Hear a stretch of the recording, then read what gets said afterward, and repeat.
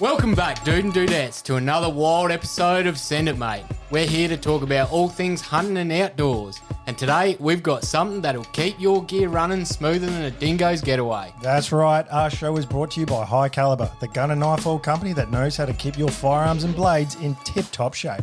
High Caliber is like the secret sauce for hunters, anglers, and outdoorsy folk everywhere. It's like the magic potion that makes your gun and knives happier than a dog with two tails.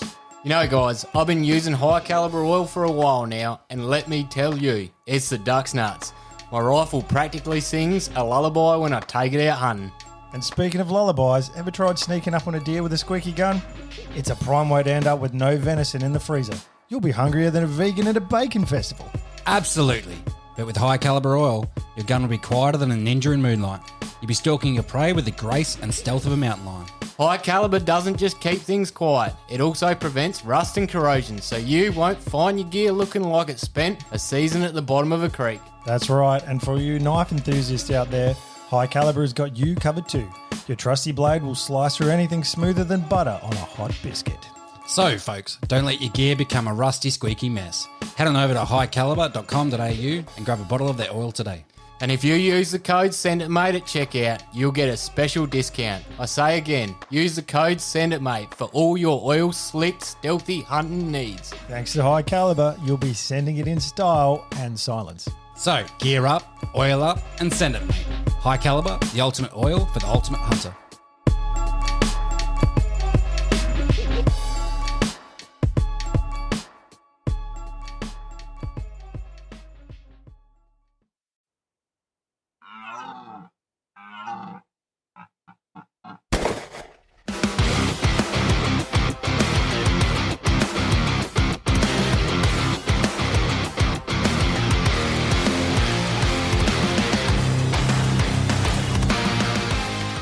We're back. G'day, everyone. It's another edition of Send It Mate Podcasts, and I'm Caleb. And I'm Josh. No, I'm Couchy. Let's get this crack-a-lackin'. I'm keen. We'll get into it. We've got Very. another guest for you this evening or this afternoon or this morning, whenever you're listening. For us, it's this evening. For most people, it would be the morning. Probably. It was a late one last week. It was. It was very late. We could have kept talking for a long, long time, but we had to wrap it up. It looked like you were about to fall asleep, actually. It was a long day. Towards the end. Long day and turned out to be a long night. So Look, there was probably a little bit more technical information to absorb than most weeks, but it was good. It was a good podcast. But enough of that. We've got a guest with us this week, and we have Chris Waters, a.k.a. the Australian Huntsman. There's a YouTube channel. Guys. There's a podcast. There's a club. He's a man of many talents. So, Chris, welcome. How you going, man? Thank you, mate. I'm going really well. Thank you for the lovely introduction. Rolling out the red carpet. no pressure. What have you been up to today, man?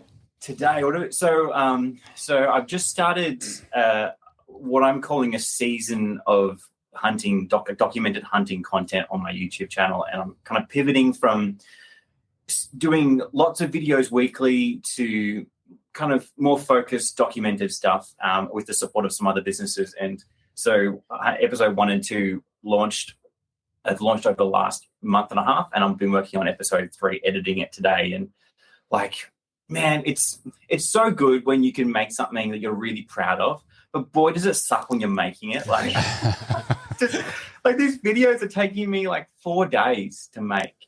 Like today, the whole thing I was doing today was just audio. It was just getting the audio right in the videos and finding the right backing tracks and setting the mood. And then one thing changes another, and it was just just fun. So that's what I was doing today. It was editing videos.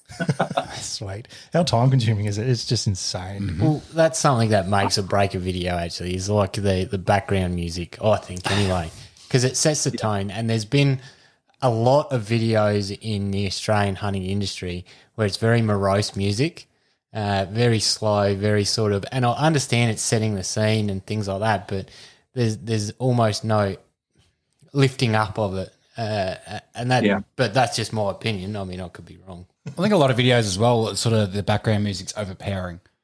You struggle to hear the actual person talking or doing whatever they're doing. Yeah. So Yeah, that's probably a common and mistake. needs to serve the narrative. Like I feel like a video is almost like dead until you put audio in it, because it's creating that visual aid that sets the tone and the agenda and the pacing. And you can have like a really fast-paced bit of content, but put a really slow, melodramatic, tune behind it, and it just pulls everything back. So you can really help direct an audience to where you want them to go with you, or how you want them to feel, by putting in different music and not being shy about it either. Like, you don't have to put in music that you like. It's often like I find an issue that I with a lot of content I watch. It's like, okay, you clearly like this type of music, and like reggae, and it's like it doesn't matter. Yeah, exactly. It's like no one likes that, or it doesn't suit what you're filming, or you just have like, I was a sucker for having like just one track for the whole video, because I'm lazy. I'm like, I'll just have one track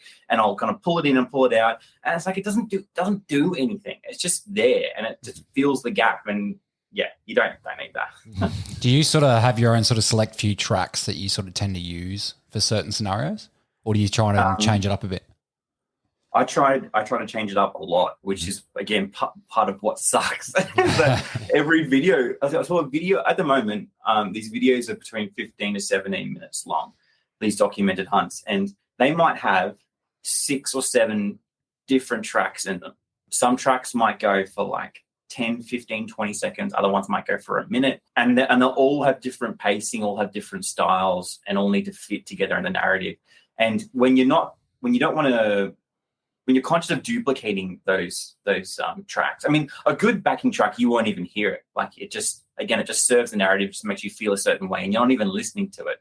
But if you watch enough videos, and the stock libraries out there, while they're really extensive, there's songs that everyone uses. You'll find them again and again and again, and that will just break that illusion and pull you out of that video. And there's nothing worse than that. So I try and, as much as possible, have different videos for every single, different audio for every single video. But man, that just creates a whole lot of work, because you got to sit there and listen to like a 3-minute song to find out whether it's the right song for your 17-minute video.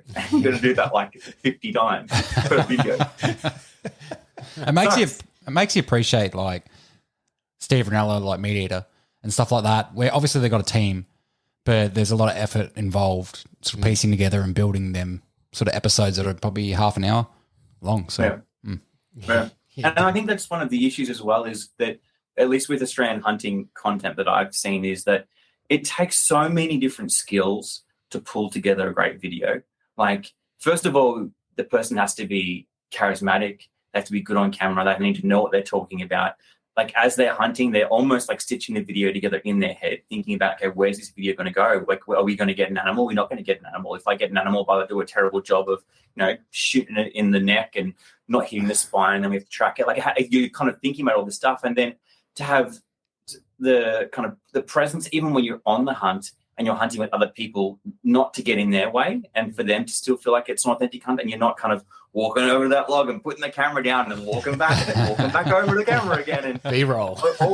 Yeah, exactly. And it's it's like a level of confidence that you need to be comfortable in that, and to make people comfortable. And then there's all the technical stuff, like of editing it, making it feel good and look good. And man, there's so many different skills that are required to pull that off, that very few people have it. I don't think I have it.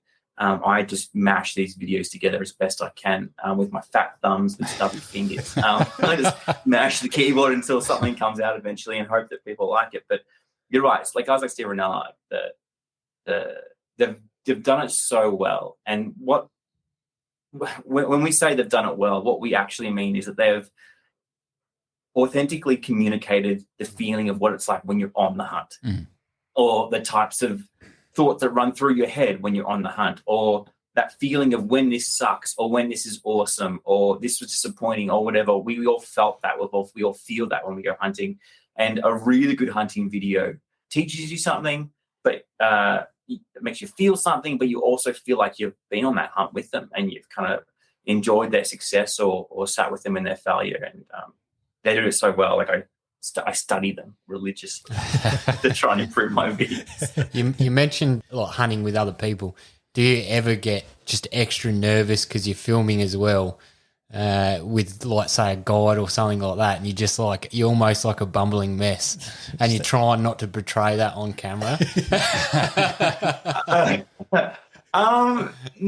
because I'm a pretty confident dude. I'm really comfortable with myself, and what I get nervous about is I don't want the other person to feel uncomfortable. Mhm. And so you have to kind of slowly roll into the content. You can't for instance, a natural start to a video you'd imagine is if you're meeting a guy or you're meeting a friend or something, is that you hop out of the car and it's like you're shaking hands, you're saying hello. But you just can't do that. You can't just grab a camera and the first time you see someone have it pointing at their face and shaking their hand and it feel authentic. It won't work. And I've never done it before because I did it. I lied. I did it once, but I just left the camera in the car and I just got the audio. And that was a funny hunt. When I met a guy at like 3 a.m. in the morning. I'd never met him before, and all of a sudden we met. We've got guns, and we're going to go out hunting, and it was fun. But I wanted to capture that initial awkwardness. But yeah, I'm usually nervous for the other people because I don't want them to feel uncomfortable. Because I want them to be able to enjoy. I want them to be their authentic self, and that just takes time and energy, and you just need to be conscious of their feelings and what they're doing. But no, I've never been nervous about it. I mean, I get the looks, especially from the older guys who, that like YouTube and TikTok and all that's not their scene, and like TikTok's not my scene. And you're filming and they're like, "All right, mate, pull it out." Like that's you see them roll their eyes when they're like, "Hey, this is what you're doing." Like, yeah. One video comes to mind is the South Australian hunt, fallow deer hunt. I think with Paul. Yeah, Paul Connery. Yeah. And you expressed you were nervous about the shot as well in front of him.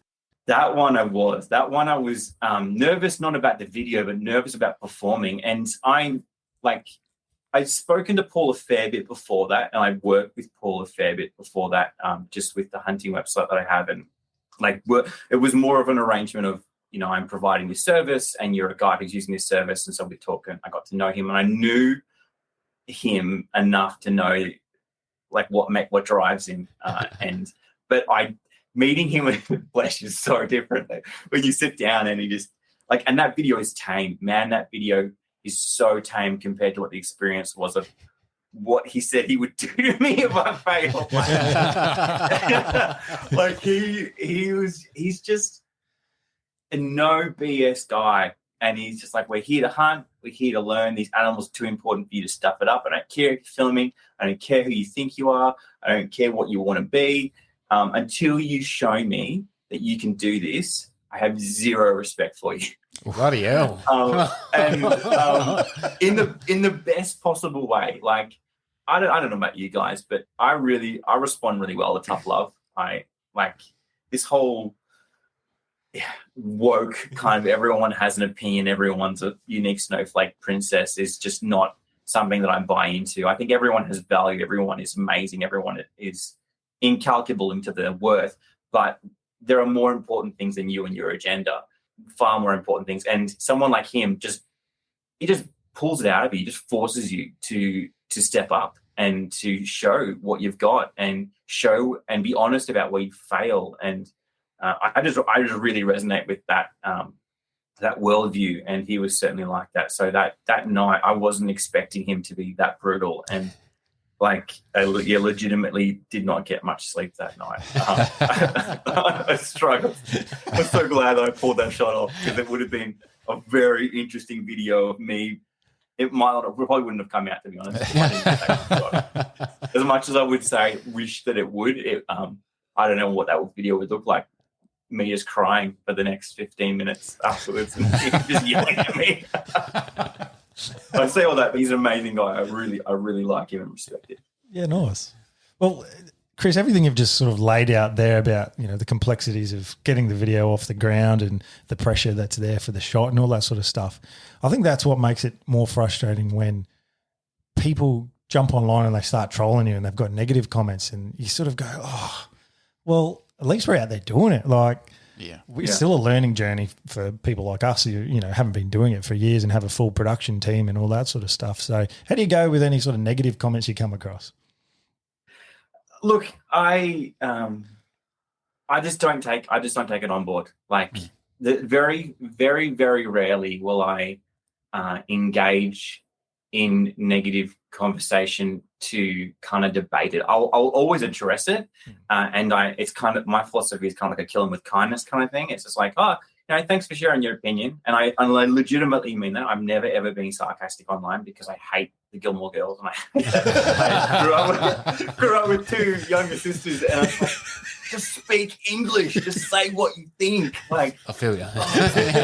Passive aggressive. Oh my gosh. Anyway, so so I'm always really, really honest. And if I say that you're entitled to your opinion and you should share it, then I mean that. And so I very much just try and go, yep, great that you think that. Maybe here's some things you haven't thought of, or sorry if I offended you. That was not my intention. And then it's just, that's it. I drop it. If it comes back, like I had a guy just the other day, actually, I cop a fair bit of heat for a video that I did when I was hunting with my brother, and there was an incident with a wild dog / dingo / whatever you want to call it. That was a good video. And yes, yeah, I thought it was.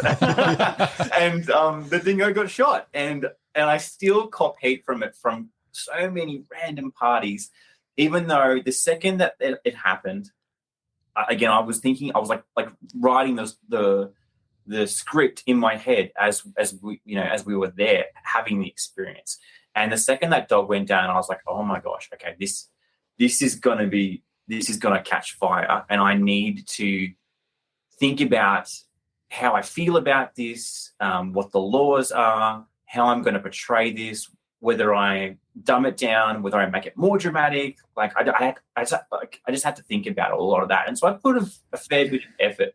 And obviously, if you're hunting somewhere in a remote location and you're filming a video, you want to capture everything then and there, so that when you're editing it, you're not having to fluff around and fake things or whatever. And so I filmed this kind of outro that I thought was pretty reasonable and thoughtful. Wasn't perfect, but I was still pretty high on those emotions and feelings and thoughts. But pulled it together, and people just rip me. And this guy he's like, "You said this, you said that, you said this, but you still shot the dog. Unfollowing." And I was just like, Wait.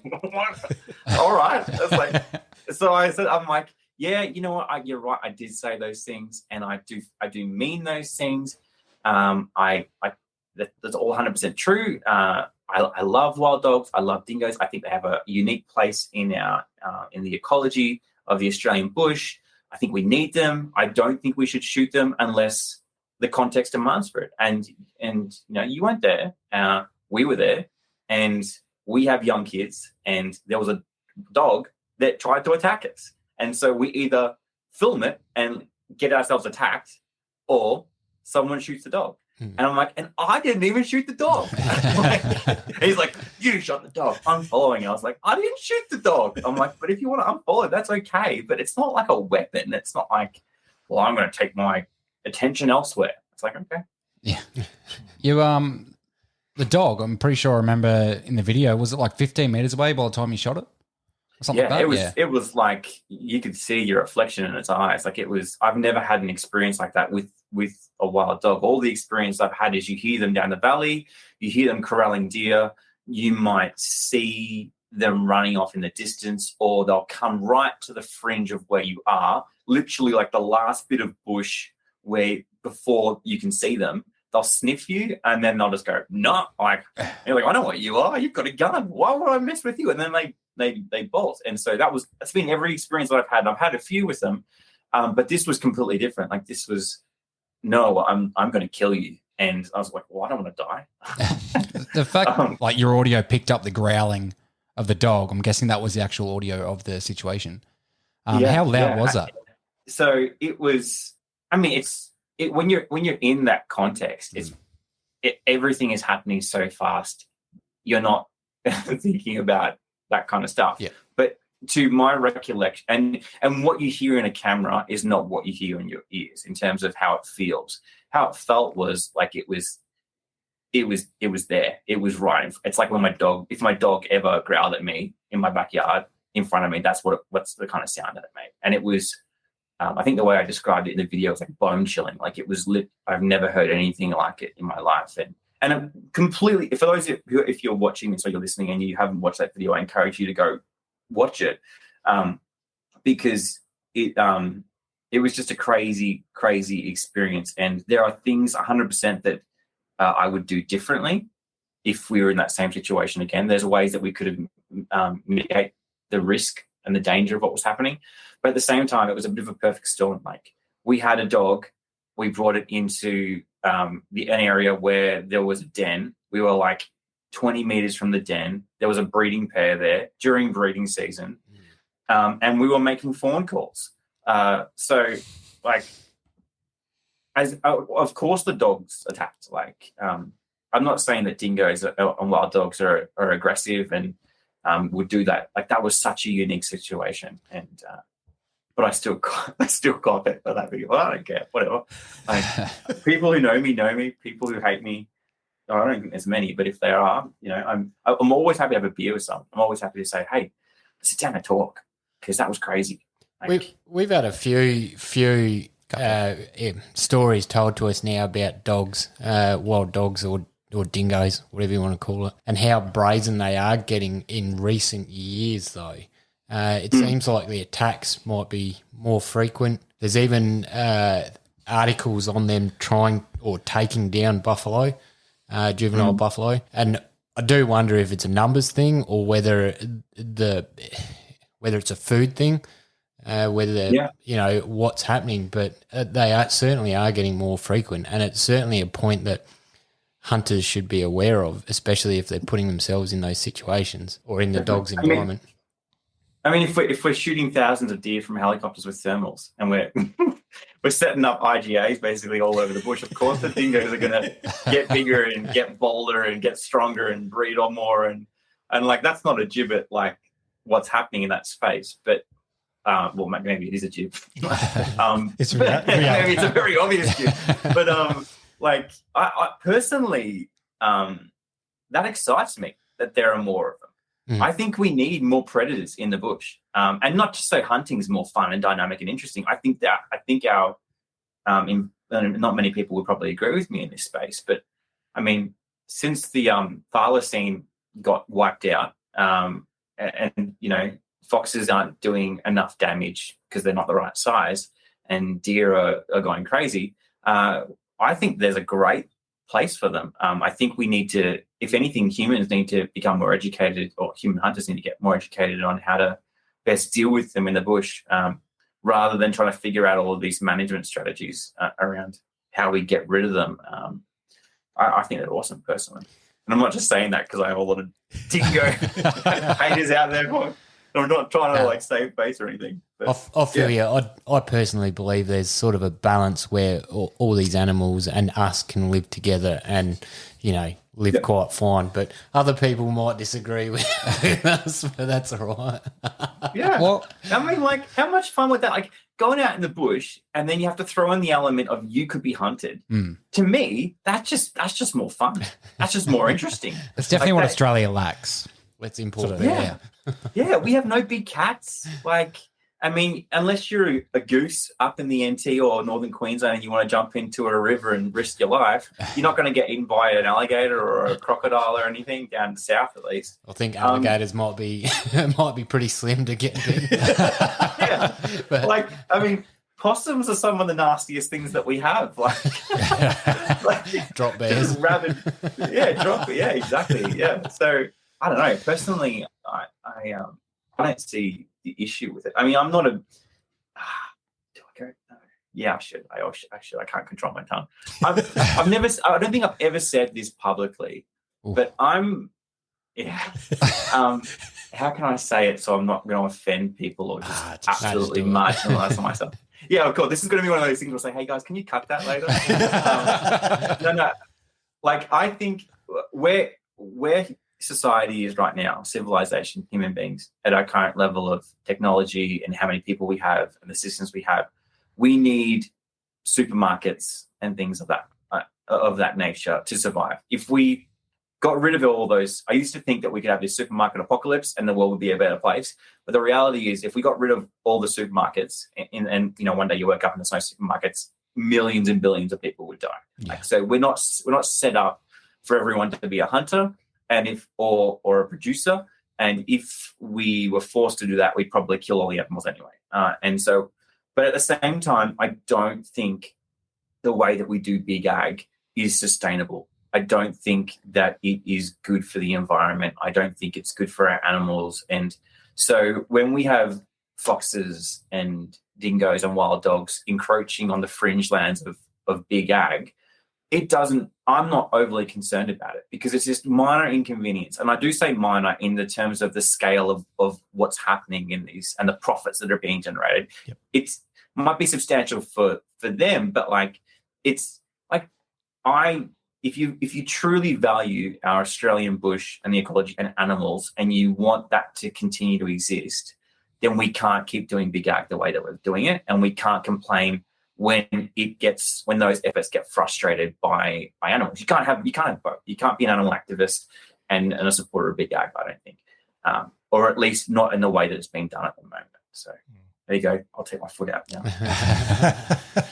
No, I agree, and I think that was very well put without offending or getting too far left, I guess, or right. That's a very centrist and logical way of thinking, I think, and I think most people do think along those lines, but it's not necessarily what we see represented in the media. We see the extreme left and right of ARC. So, yeah, I agree. And you see people also like jump on board with it. People who aren't educated and not particularly like they're not like a proponent of big ag. They don't run a massive farm, but the second that you start talking about wild dogs, that they'll jump onto that and be like, "Oh, but what about our farmers?" And it's like, well, do you know farmers? Like, are you invested in that infrastructure? Do you talking to them? Are you hearing their hardship? Or are you just a woke individual who's looking for a rally and you know on a bit of paper there's a dot point that says our farmers are suffering, and so because you want to fight and because you think that your opinion is the most important one, you just grab a hold of a dot point, and it's like, well, that's not useful for anyone. Like, it's bizarre, isn't it? People are looking for things to be offended by these days, and they generally don't know anything about them. yeah, 100%. And look, I it's my biggest frustration with this new woke generation is that I'm all for people having opinions. Man, we need more opinions. We need more diversity of thought. We need people who are really passionate, but we also need people who are grounded in reality and people who are doers and triers. And you can stand up there on your soapbox all you want and scream and yell and point your finger until you're blue in the face. But unless you're actually trying to make a difference, that's completely useless and counterproductive. And if you are trying to make a difference, you'll very, very quickly realize that there are limitations to your absolute values as to why they don't work. And you don't need to be cynical and like dial back your values, but you do need to play in a space and make it work. The same thing I find is true with hunters with like when we see issues like the recent duck announcement, the season in Victoria, and a lot of people are really, really ticked off. And look, that's awesome. If you're really, really ticked off because duck hunting is a core part of, you know, the wholesome activity and lifestyle that you live, then you should be. But do something about it. Don't just waggle your finger and say, well, this is rubbish and what a ridiculous government we have. It's like, write a letter. Go talk to someone. Go create YouTube videos. Go do something and do it in a positive way, not in a negative kind of entitled way, and make a difference. I don't have any time to sit in Facebook groups where everyone just shares pity stories. I don't want a pity party. Like, I've got enough pity in my life. I don't need yours. Yeah, we see how many comments are actually on them, like when they released the numbers for ducks. And there was no positive comment, but there was thousands of them. If they all wrote a letter, like it would sort of have to change. Yeah. See, I think a lot of people have been disheartened by writing letters because nothing's been actioned from them. So what's the next step from writing letters? I don't know, protesting in a peaceful way. That seems to generate a lot of influence in Australia, protests. Certainly generates media. Make it clear where you're going to vote. If things don't go your way, make it clear where you'll change your vote. Like if it means, that's honestly, in a democracy, that's the most powerful thing that you have is where you choose to put your vote. And the ridiculous thing about Australians is that we don't care about voting. We'll have a moan and we'll have a cry and we'll have a sook about our government. But when it comes, and I'm a victim of this too, mind you, I'm not like, the thing is very much, I point the finger at myself. Like I'll sit down like a week before elections and be like, all right, where's those cue cards that have all the different dot points of what you're going to do and what you're going to do? And I know full well that no one's going to do anything, but like I'll rush it at the end, and my wife, she hates it. It's because we're all time poor, and I completely get that. But at the same time, you don't have the right to whinge and moan if you're not going to proactively do something, in my mind. Otherwise, you're just a part of the problem. And you write your letter. If you want to go to a protest, go to a protest. But I think, honestly, the biggest thing that you can do is say, well, I'm not going to vote for you next time. Like a tweet your local MP or whatever, like, I'm not going to vote for you if you do this. Because ultimately, that's what they care about. Like staying in power, or if you want to look at it in a more positive, less pessimistic angle, what the bulk of Australians want to do. So if those 15,000 or 20,000 registered duck hunters or whatever that number is all said, Dan, mate, if next year we don't have a season, guess what? We're not voting for you. Tell you what, Dan will listen to that. He'll listen. Unless he wants to get out, because he's had a rough shot. That guy needs a break, I think. Maybe he wants to get out, but I reckon that's ultimately putting money where your mouth is. From over here, we couldn't quite believe how Dan got voted back in again, to be honest. No, it doesn't make sense. It doesn't make sense. Rigged much. Yeah. It doesn't. But at the same time, like again, going back to that whole tough love thing, he showed a lot of tough love to Victorians. Like, it was like, guess what? Out of everyone in the whole world, Victoria, you're going to have the most tight days in quarantine, or the second most, or something, or the third most, whatever. And that was not a popular opinion. But you could argue that it saved a lot of lives. I'm not like an advocate for Dan, but like he made some hard decisions, and I think a lot of people at the end of the day respected him for that, even though it sucked being isolated for so long. But yeah, I don't know. Well, I think we'll dive into getting to know you a bit more, Chris. So we've just established you're a Victorian. Have you always been there, or whereabouts do you find yourself at the moment? Yeah, so I grew up in Geelong in Victoria, born and bred there. Lived there most of my life till about 6 years ago, and then I moved out of Geelong with my wife and 2 young kids out into the country, so a little country town outside of Geelong. And it was the best move that we have ever made, honestly. Like, it's amazing how where you live can dramatically alter the quality of life, and the way that you see the world changes, and the pacing of how you live in the world everything changes. And so we moved out to some land. We basically swapped mortgages. We had a nice, well, it wasn't nice. It was kind of in an old area of Geelong that at the time the real estate market had boomed, and we had some friends that sold down the road and did really well. And we're like, okay, maybe our house is worth more than what we thought it was. And so we ended up selling and swapping mortgages basically. And it was awesome. We, planted an orchard the first week. We, got pigs and chickens and beehives, even though I'm like anaphylactic, but whatever, dangerously. Maybe my wife wants to kill me.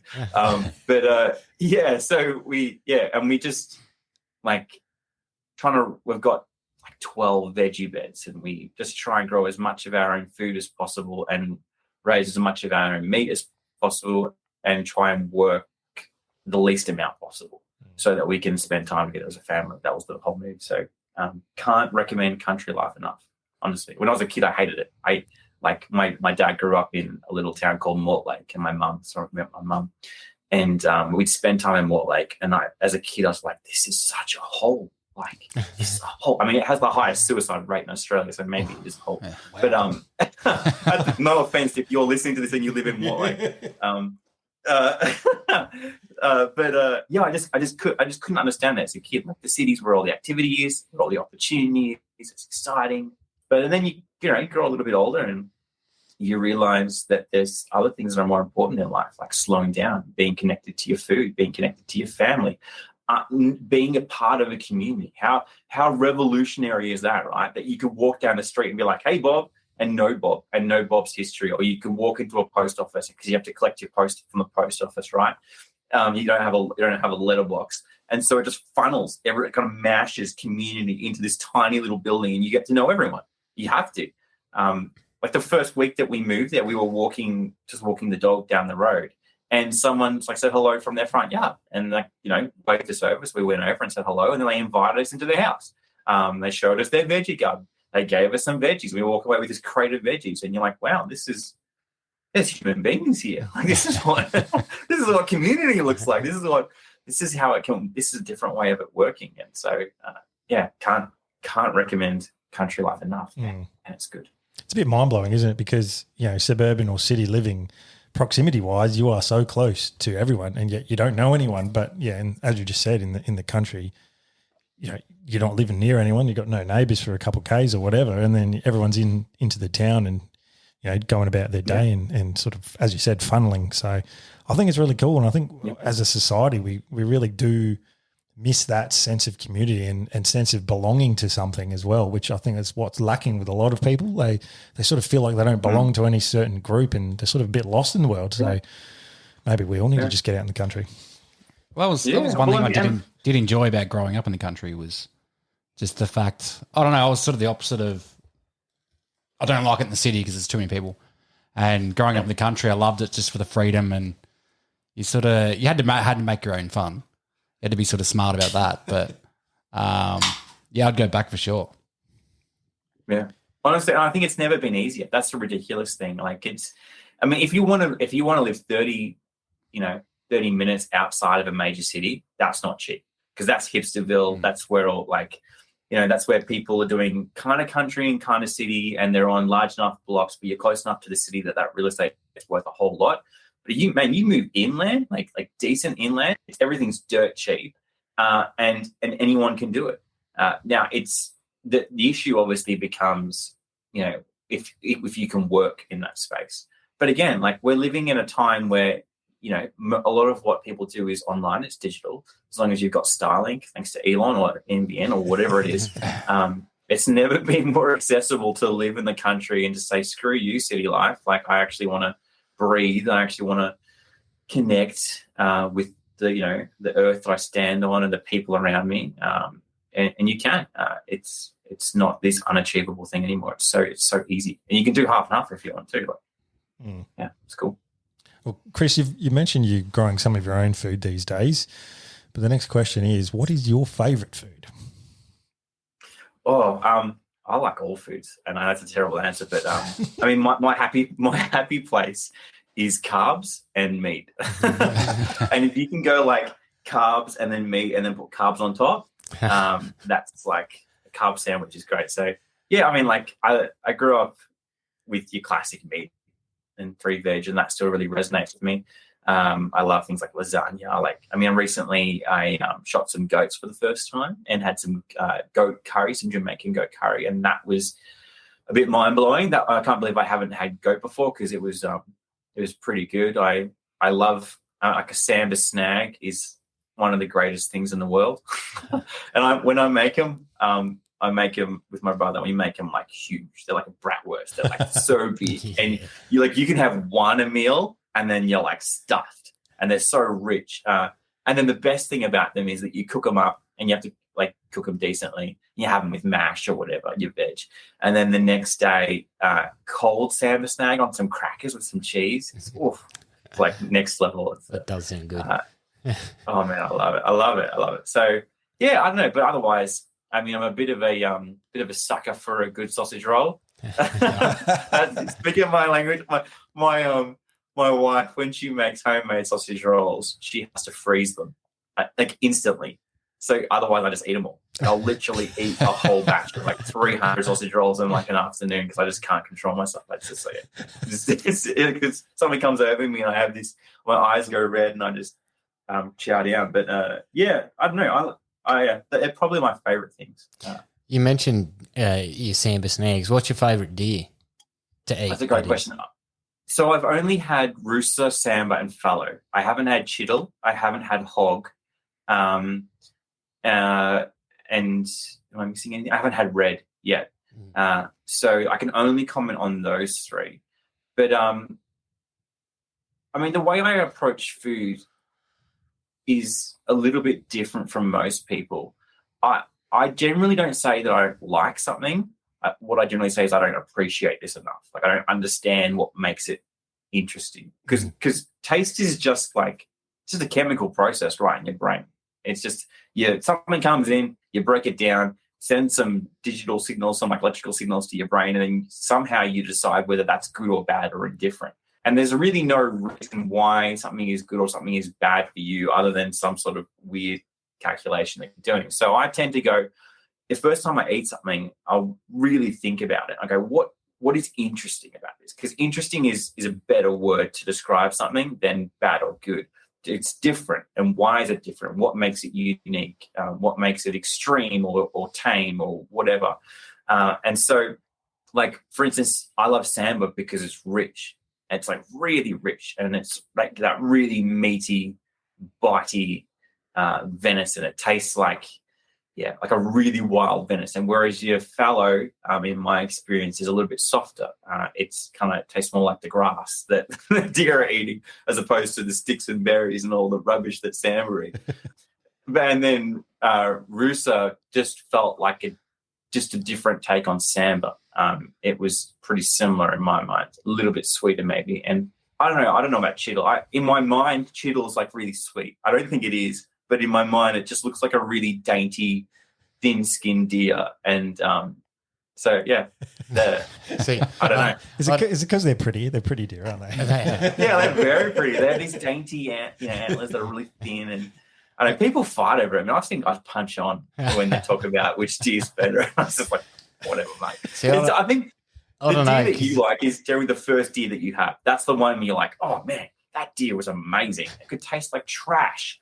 It could be like the ruttiest stag, and you'd be like, man, that was the best because you carried it up a mountain. Of course it's going to taste amazing. effort in equals taste, definitely. But I don't know, you can't make squash taste nice or bloody, what are those long green things that make your weed smell?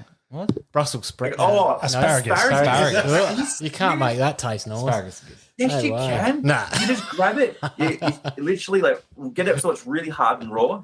Chuck it in a pan, really hot pan with some oil and some salt. Cook it for 20 seconds, 10 seconds max. And then you've just got it's enough for the sugar to come out, but not enough for it to go soft and limp and just mush. Once it's mush, it's useless. But when it's got a bit of bite to it, man, a bit of cracked pepper, that's a killer. What are you talking about? You're a crack, mate. So I'm glad you said that because Josh has a tendency to, if he loves something and then he gives you, say, a cut of meat, and then you cook it yourself to go, it wasn't that great, mate. He'll go, what are you talking about, man? You just didn't cook it properly. Like when I cook it, it's great. Oh, mate, I'll deal it out. I mean, I actually recently had some pretty incredible venison. I was hanging out with a mate and he had shot I reckon it was a 3-week-old fawn. So morally, maybe not the best choice, but in terms of culinary choice, it was like chicken. And he marinated it in a soy sauce and maple syrup for 3 days.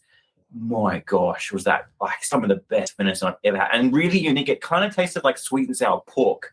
Like a Chinese dish, but it was venison. It had the smell of venison, but it kind of tricked your brain because when you tasted it, it didn't taste like venison at all, but your brain was still thinking it tastes like venison because you're smelling it. Oh man, it's good. Real good. You have to try Maple syrup. I'm going to have to remember that one. Actually. Yeah, I was skeptical. I was like, nah, maple syrup and deer. I don't know, but bacon, maple syrup, and pancakes is nice. So yeah, I can see how it would work. Not that bacon needs to be sweeter, but that's all. No, you need your bacon to be as close to charcoal crunchy as you can get it. Yeah. Just crisp as you go. Yeah, more of a chip than it is a meat. Yeah, a meat chip. That's what you want. A fatty, sweaty meat chip that you can wash down with your beer. That's what you want. And I'm getting hungry just thinking about meat chips. Oh, sounds all right. Hey, Chris, what was your first job, mate? So first job is in when I was a kid, or first job is in the first vocational kind of you're a sensible adult, you should be working job. Both. We could go on the journey with you, but how did you first make money? First job when I was 15 working in Macca's, and I'm not ashamed to say I cried pretty consistently at that job. I hated it. Man, I have this manager, and she was probably, I don't know, I reckon she was 20, and she was the ice queen. Man. Not in terms of like she ran the ice machine, but she was just like cold. She made her eyes, she just like tear you apart.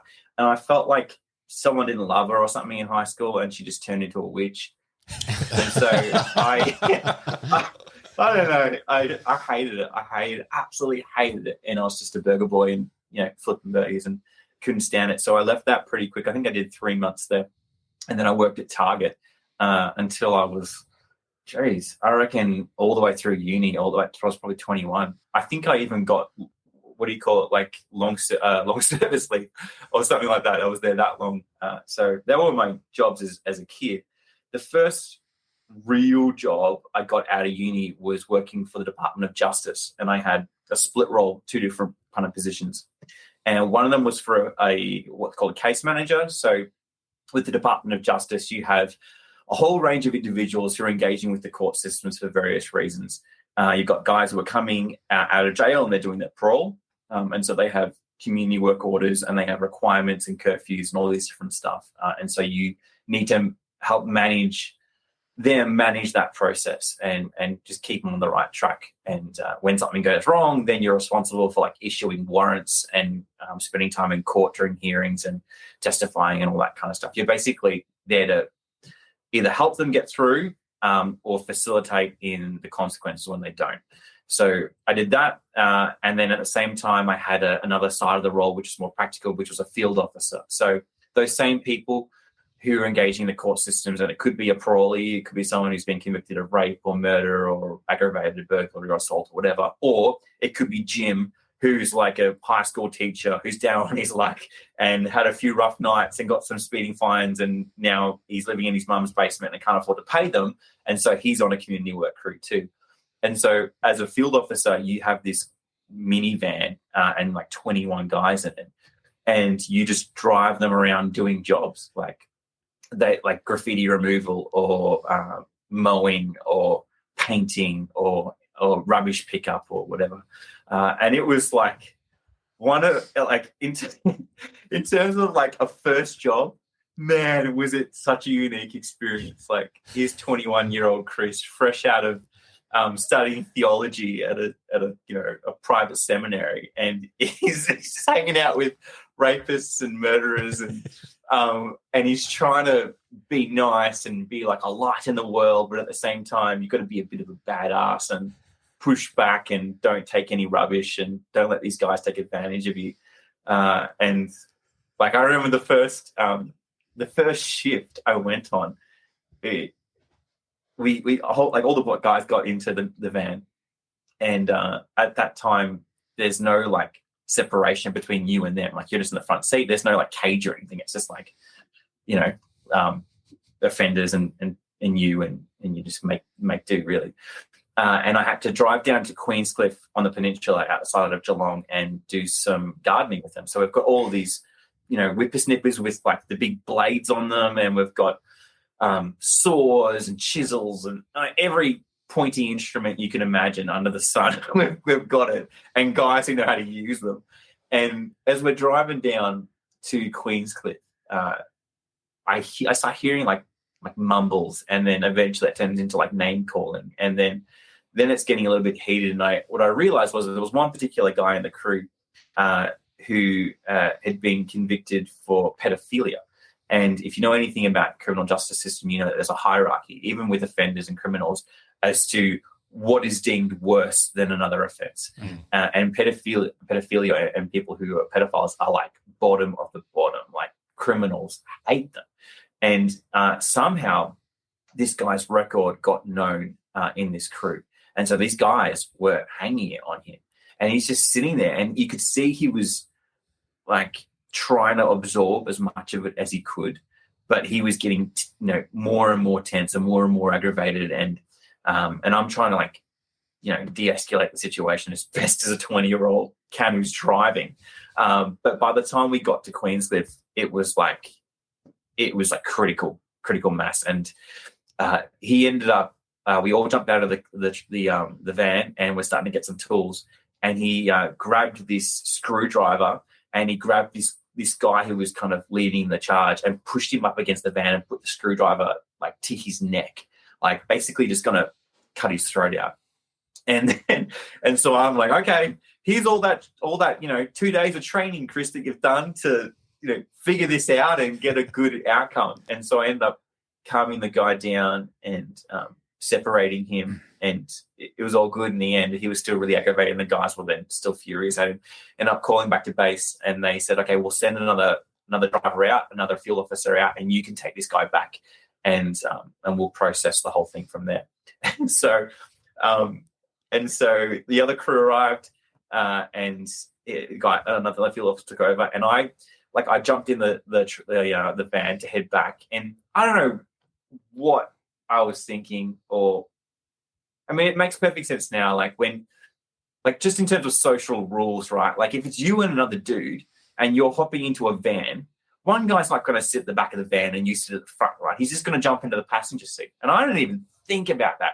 And so I hop in, and then he just jumps in next to me, and he's still got like the screwdriver in his hand. I'm like, oh, okay. And I'm just like, let's just go back, and I'm gonna keep it quiet, and because I don't know where your state of mind's at. And he was quiet.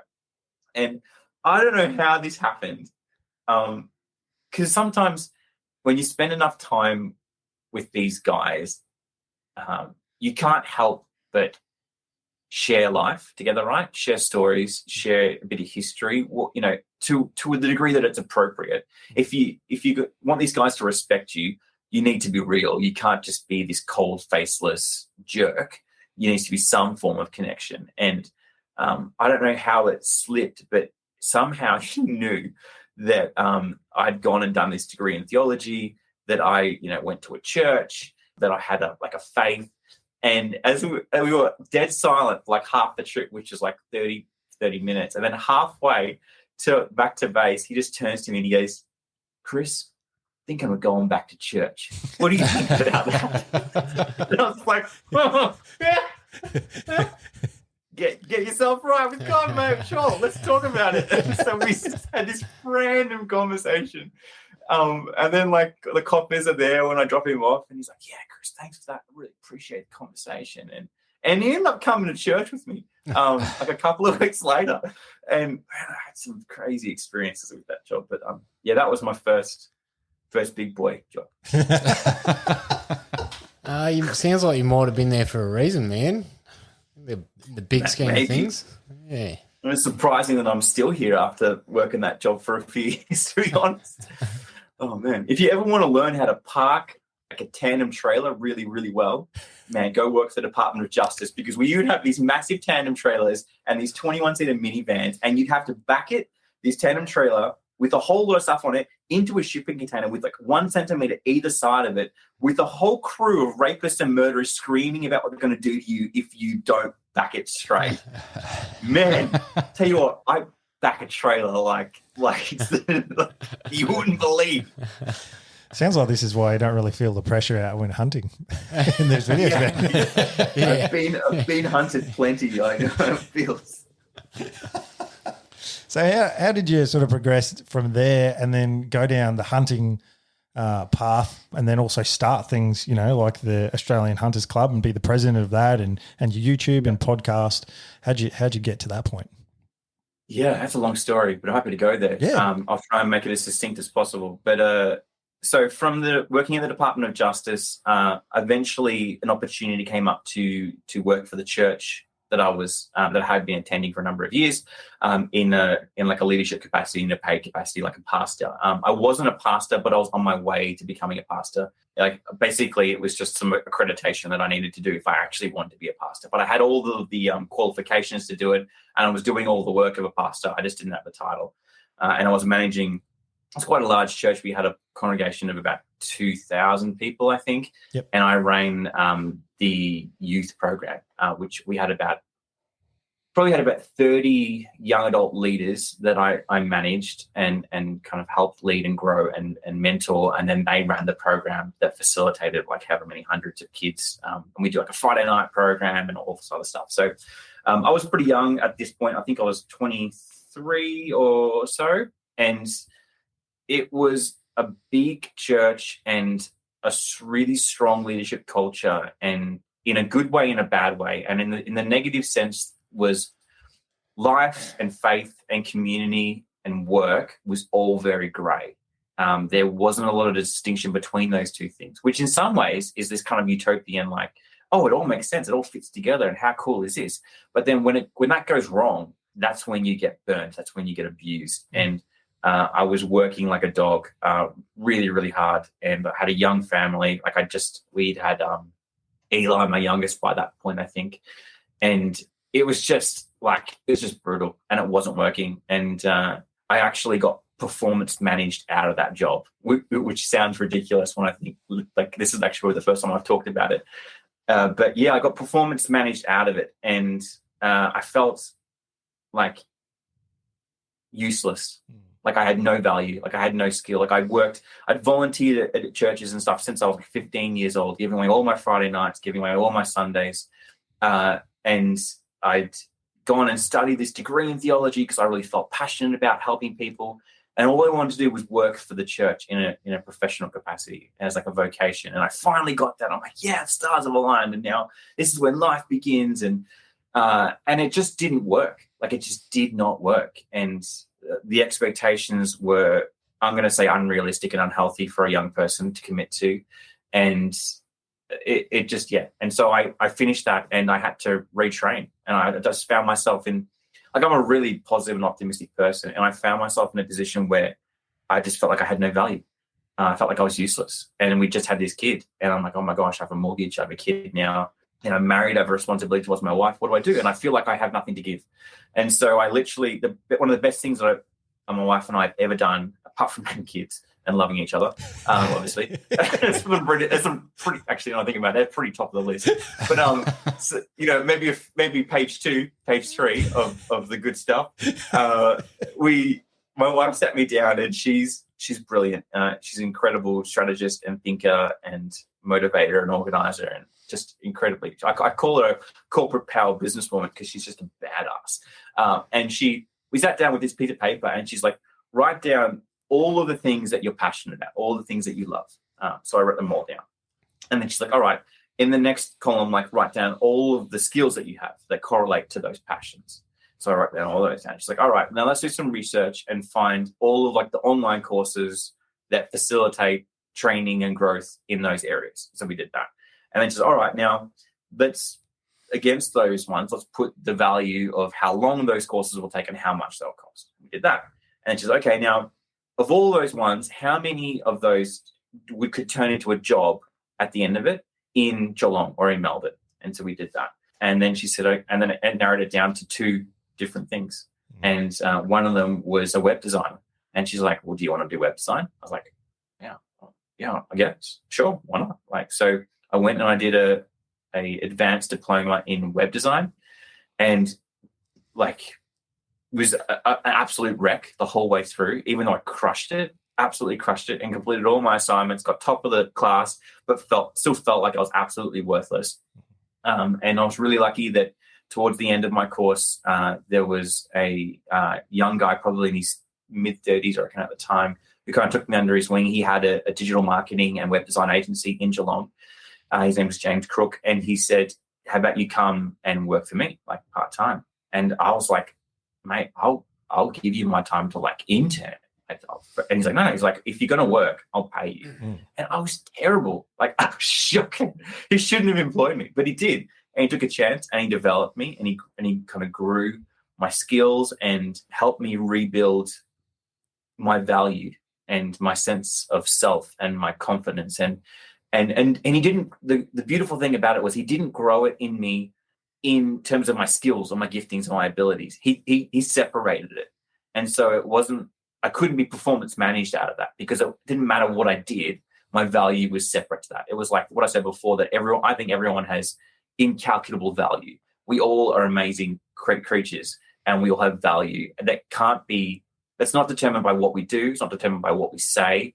It's just separate, and it's just it. And you're just going to deal with that. And so he was great at helping rebuild me and shape me. And I kind of went from like a junior web developer to like a senior web developer. But then I have skills with people and management and and kind of managing projects. So I became like the project manager.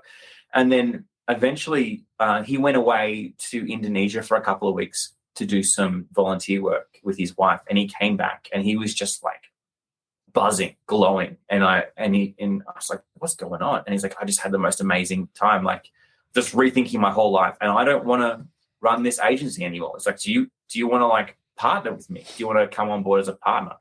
And I was thinking, oh geez, like, yeah, I really do. But I'm not sure. I was talking about it with my wife. And then the next day he came back and he said, do you want to buy it? And I was like, yeah, sure. Like, why not? And so we sat down. I remember I can picture in my head, we're sitting down at the coffee table in the opposite sofas in our house in Geelong.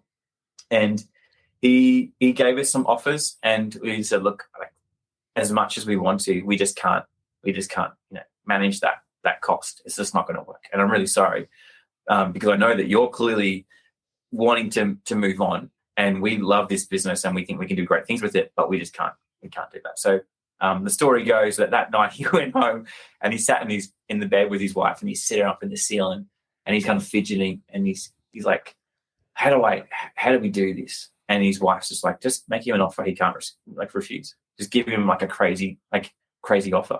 And he did. And it was silly. And I was just like, yep, done. Sure. Like straight away. It was like achievable.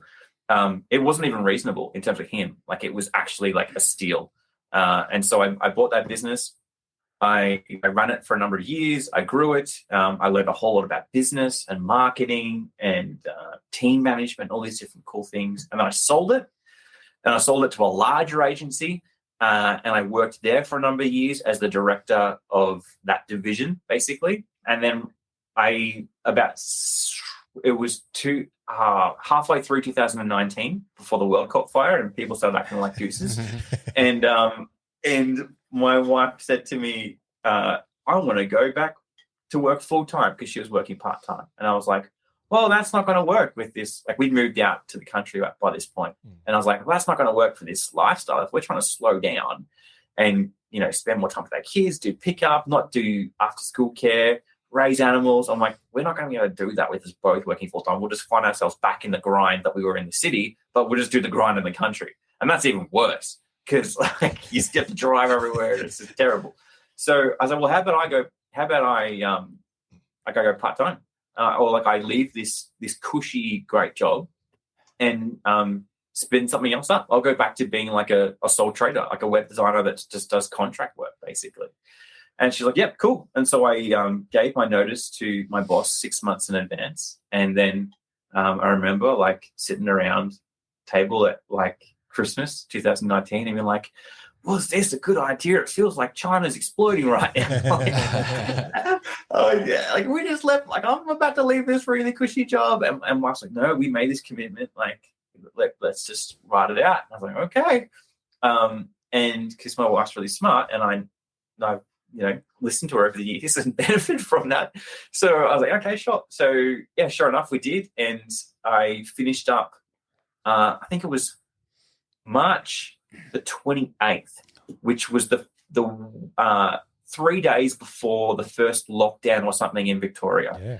And it was crazy. It was like out of the frying pan into the fire. And I thought that I was going to hop out of this, this high pressure but really productive job and then be like dad at home and like spin up this new business and be working around the property. And it's like, no, Chris, you're just going to be a principal for 2 years and you're just going to manage really ratty kids and just hate your life. I was like, cool. All right. I not that I hate, that's very dramatic. I didn't hate my life. I actually loved it. And it was, I said for anyone, it was incredibly difficult, but I was in this really unique position where I'd just been released from everything. So it's not like I didn't get fired. I wasn't made redundant. We were already moving. We already basically planned this transition and moved into it, basically. So it was not what I expected, but that's what happened. And I was able to just give my time fully to my kids, basically. And I still worked. I still had some really good relationships with web design agencies in Melbourne and Geelong that had a lot of overflow work that I did. And so I still worked during that period, but it wasn't at the frequency or the volume that I was expecting, basically. But so that was happening. And then one night, you're kind of in the middle of that period, 2001, I'm guessing, or 2000, sometime around then. I'd already started the hunting YouTube channel just because I wanted to do something creative with my hunting stuff. And I had another channel before that, and I was just sick of that. And so I was just like, I'm just going to stop that channel and I start a new channel, and I'm just going to focus on hunting. And I started that. And then my wife went away for 2 nights to Mildura to go see her sister for her birthday. And I thought I could sit on my butt and watch Netflix, or I can do something useful. And so I built Hunting Trips Australia website in like 2 nights. And for those of you who listening or watching aren't familiar, it's basically a website that lists pretty much every single, like 98% of the hunting guides in the country. So professional hunting guides, outfitters, that you can go and use their services to get a trophy or learn how to hunt or get a meat animal or do a course. And obviously the international market uses it as well. People who are cashed up in America or China would come down to the Northern Territory, want to hunt a big buff or something. And so this website is like an Airbnb for that. So you basically jump in and you filter based on what you want, how much you got to spend, the duration, the species, if you're going to use a bow, if you're going to use a rifle, if you're going to use a shotgun, whatever it is. And it spits out all the guides that match that search. And so I built that, and then that went just bonkers. Like I just built it as a way to be creative and not waste my time sit on my butt. And it just turned into this thing really, really quickly. But it was making no money, and it still makes no money. But it generates crazy volume, and it's a really useful service for people. And it's helping a lot of new hunters engage. Will kind of get into the sport, into the lifestyle, into the hobby, who previously were overwhelmed and had no idea what was going on and what was available. And so I built that, and then I just started trying to figure out how to monetize it, because I figured it's a really good thing. And I tried advertising, and I tried a whole bunch of things that just didn't work. And in the end, I thought, well, screw it. Why don't I just make a hunting club? I see all these hunting clubs out there, and I see what they offer. And it doesn't look great. Looks pretty terrible, actually. And I hear all these stories about infighting and all this politicizing and politics and ladder climbing and, clubs getting taken over by this new president, and then half the people leave. And it's just like, you guys will have war stories, I'm sure. And so I was like, well, screw that. I don't want to do that. I want to make something that's new and interesting and something that offers more than your average club. Like, why don't I leverage all the relationships I have with the hunting guides that I've been giving free advertising for a year and a half, and some of them are making like 10K a week off it. Like they can't owe me a favor, and they're like, yeah, sure, we'll donate some guided hunts. I'm like, oh, cool. Like I'll give that to my members. And so the club does things like that other clubs don't do. So you can win guided, or some clubs do, but not many. You can win guided hunts every month. Two guided hunts most months now for this year. Hopefully next year it's even more. You can win like thousands of dollars of hunting gear. This month we're giving away over $900 worth of hunting gear this month, and usually it's about $500 or $600 worth of hunting gear that's been donated by hunting businesses around Australia that I've connected with through the YouTube channel. And so it's all kind of this circular thing, and it's a different club because it's a national club, but we don't have a clubhouse, and so we don't have like an actual place that you go to. But the strength of it is that we have so many members now, and so like in every single state of Australia, that our members just get together. Like it's like a true club. Some people are like, it's not a real club. It is the most real club that you can find, because the people who get together actually want to get together. Which is it's like they actually like each other. Yeah. And the members of the club that don't like each other don't hang out, and that's okay. Lightning bolt, right? It's like, so why are we going to catch up once a month to hear some crusty old codger talk about something that no one gives a rat's about, so that we can form a committee that doesn't give a rat about it, that does nothing, and that we waste our money supporting. I don't do that.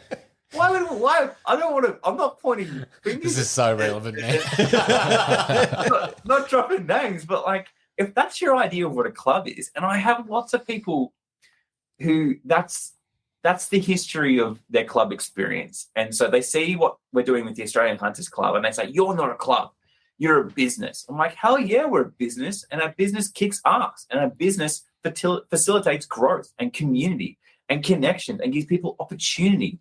And if you want to just jump in and pay your monthly fee and go on the draw to win a guided hunt and get your insurance and genuine reason, and you don't want anything else to do with any of the social elements, do that.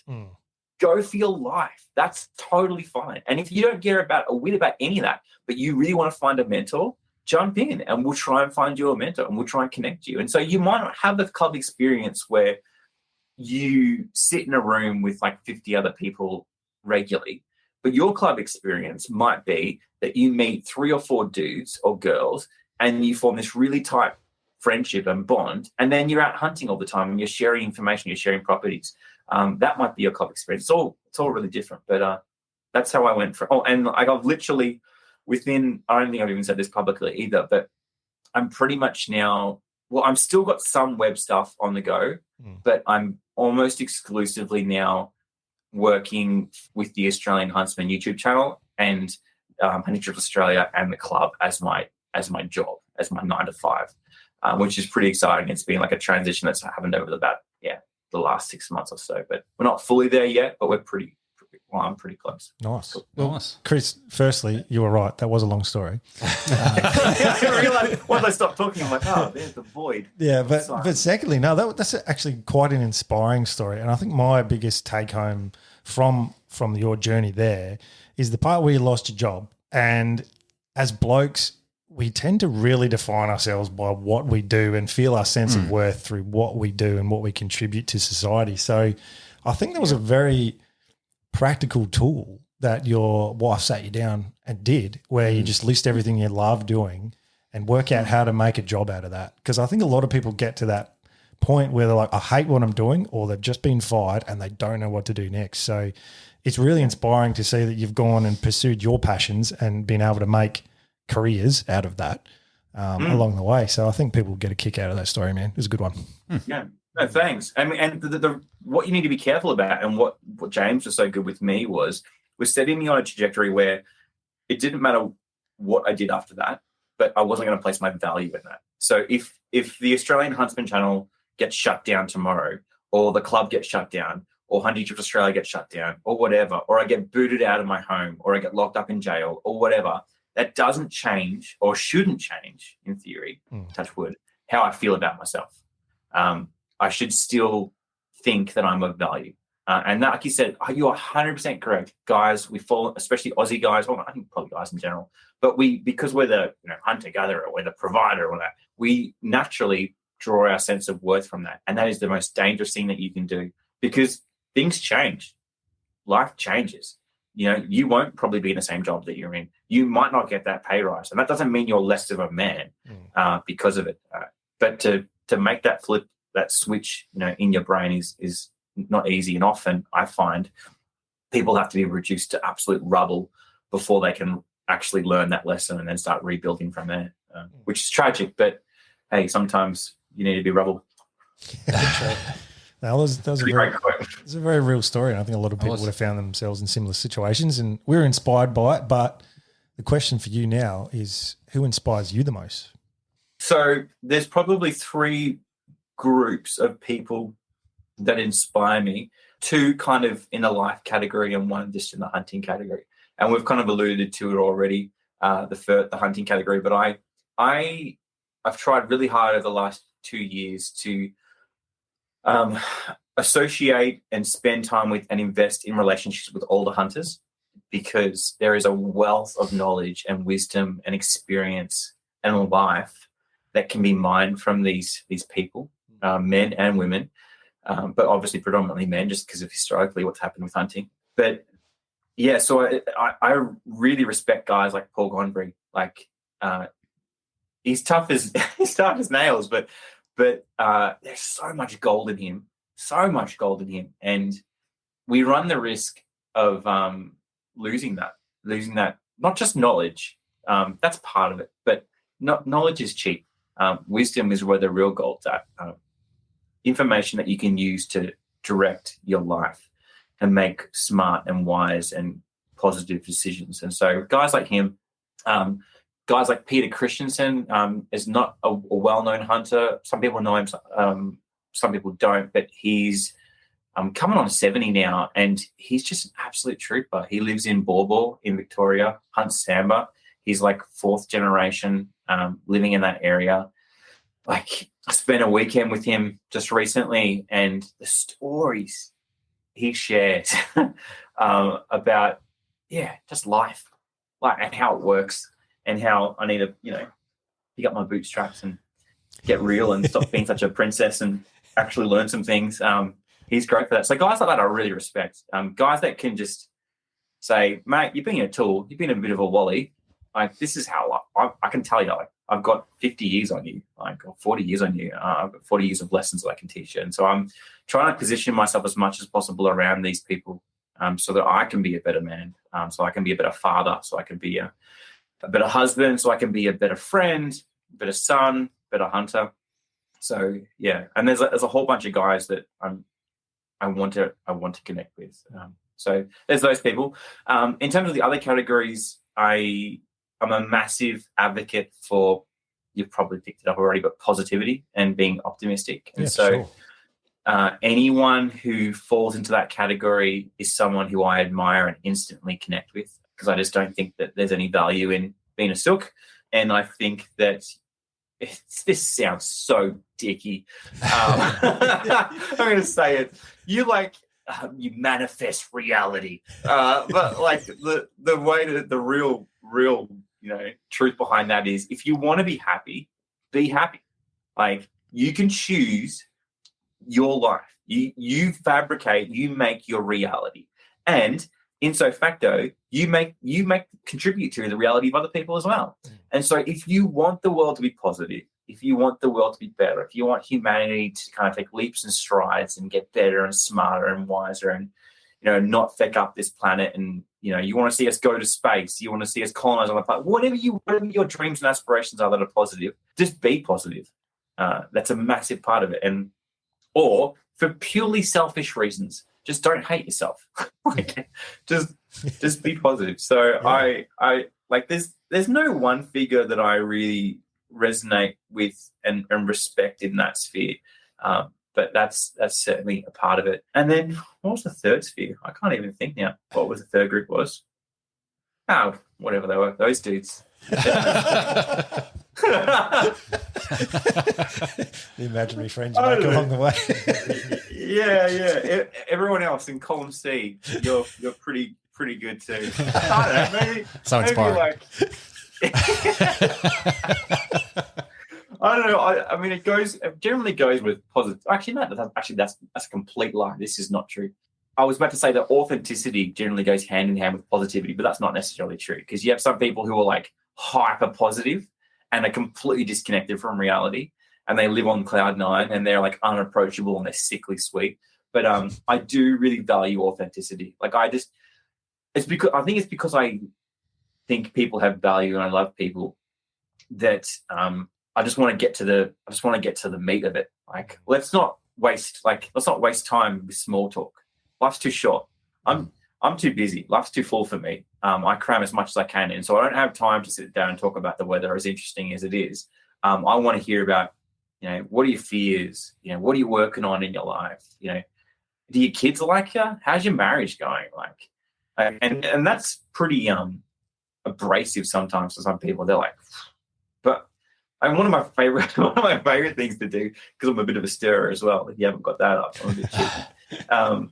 Is I'll go to the supermarket and I'll go. I like going through the checkouts that have the checkout chicks and dudes that actually serve you rather than the robots. I do love robots though as well, but I like people a bit more.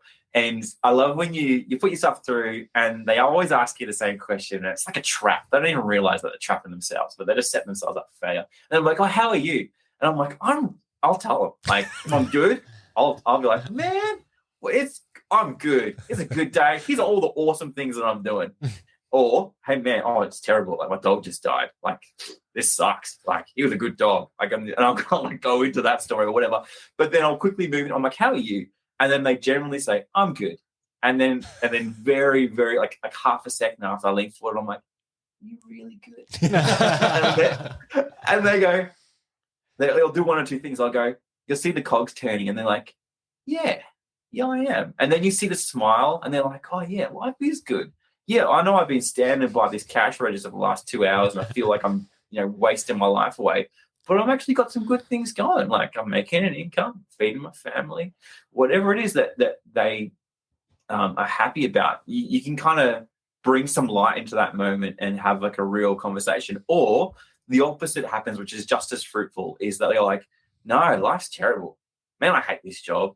Or whatever it is. And you can sit there and you can sit in that space with them, and for the brief time that you have, and show some empathy and show some compassion and connect. And both are super worthwhile. And with the death of community, we run the risk of just becoming these zombies. And I just have no time for it. Like, no time. I mean, I'm a zombie killer. Like, I don't make friends with zombies. I'm the guy of the apocalypse with the shotgun, walking through the supermarket. I'm not, not making friends with zombies. So, I don't know. They're probably the three categories: is hunters who have a bit of wisdom and life behind them, they're happy to share it. People who are positive and optimistic, and people who are authentic. They're the people that I respect the most. Nice. It's a well-rounded answer. That is very well-rounded. I like it. So you're giving some of your podcasts, I've heard you give grief when they haven't given specific examples, and you just try to nail them. I've been like, we'll see how we go on that question. No, you've gone with a 3-part answer there. Yeah. You've covered it well. I just try and talk as much as I can and just completely take over, and then you just can't jump in and give me grief. That's the plan. Let's see how we go. Oh, that worked pretty well then.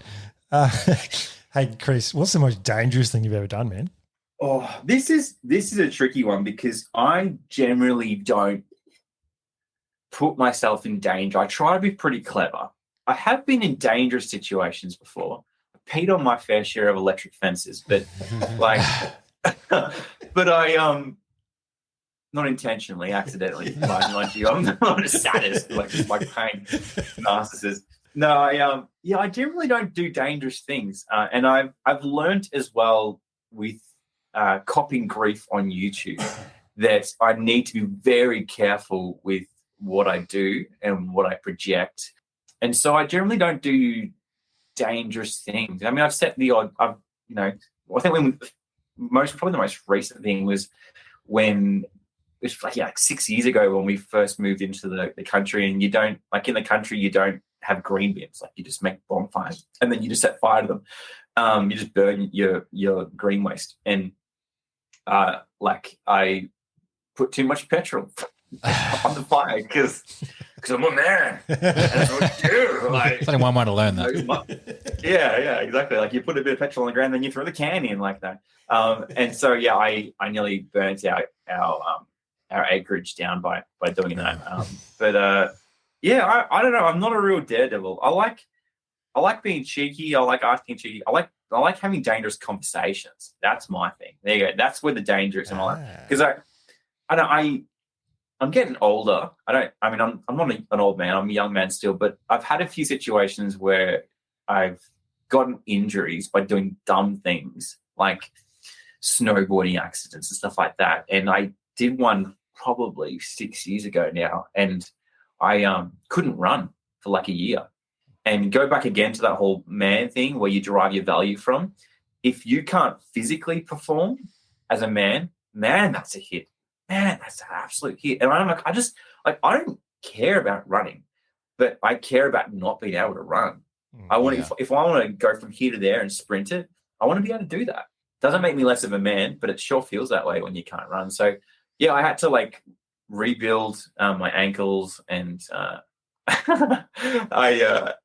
had a client who was a podiatrist when I was making websites and managing their marketing, and I basically just snuck in appointments through meetings. We were doing this meeting and be like, "Hey, Paul, what kind of exercises should I be doing?" and he's like, "Really?" I'm like, "Yeah, man, I don't want to pay you, but come here, mate, I'll help you out." So I try not to do anything dangerous, to be honest, but happy to have dangerous conversations and put myself in trouble, because I think it's sad. It's really sad, but the dangerous conversations in this day and age is often where we get the fastest route to authenticity, which is really sad that that's the case. That shouldn't be the case. We shouldn't have to have, dicey conversations to get to the interesting stuff and to actually talk to people, human beings. But sometimes we do. So I enjoy those. There you go. Well, I might interject a bit of a different one here. So in some of your videos, I've come across you using an e-bike whilst hunting. Now, for me, I would say that would be dangerous just in terms of coordination, not crashing the thing, worrying about... You on two wheels, mate. No, me on two wheels. Me on two wheels is just no good. I'd be too worried about, damaging my rifle or something. But how'd you go with that? How'd that come about and how'd you find that experience? Because I'm very interested. We've talked a bit about e-bikes and the future of hunting. Would you suggest it?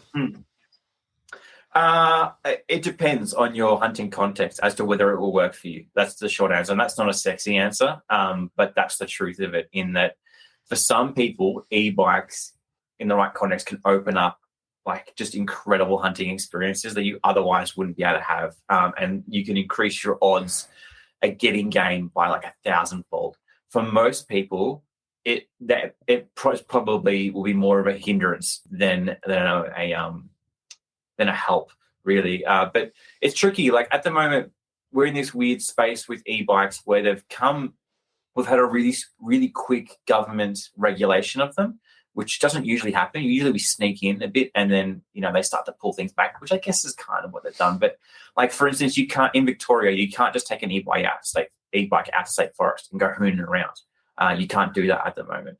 A lot of e-bikes you can't actually ride on the road if they're weighted to a certain amount of power. And so you're really limited to private property on where you can use them, at least in Victoria, which is where I'm from. So for me, when I'm going out with a hunting guide or I have access, I don't have, as contrary to what people believe, I have very, very, very little access to private property. Then it becomes really useful if you want to get to A to B. But there's also limitations to these e-bikes. Like I was speaking to Colin, who is the owner of eOrb, electronic off-road bikes, who's the first kind of distributor of hunting e-bikes in Australia. And I was really, really excited by the idea. I think I saw him in a magazine or at a trade show or something, and I was just like, they look cool. They look dangerous. They look sweet. They look like fun, and they look like interesting content too, right? Mm. And so I was having this conversation with him, like, let's do something, like let's pull some stuff together. And he agreed eventually. I just kept wearing him down, basically, doing what I'm doing with you guys right now, just talking over you.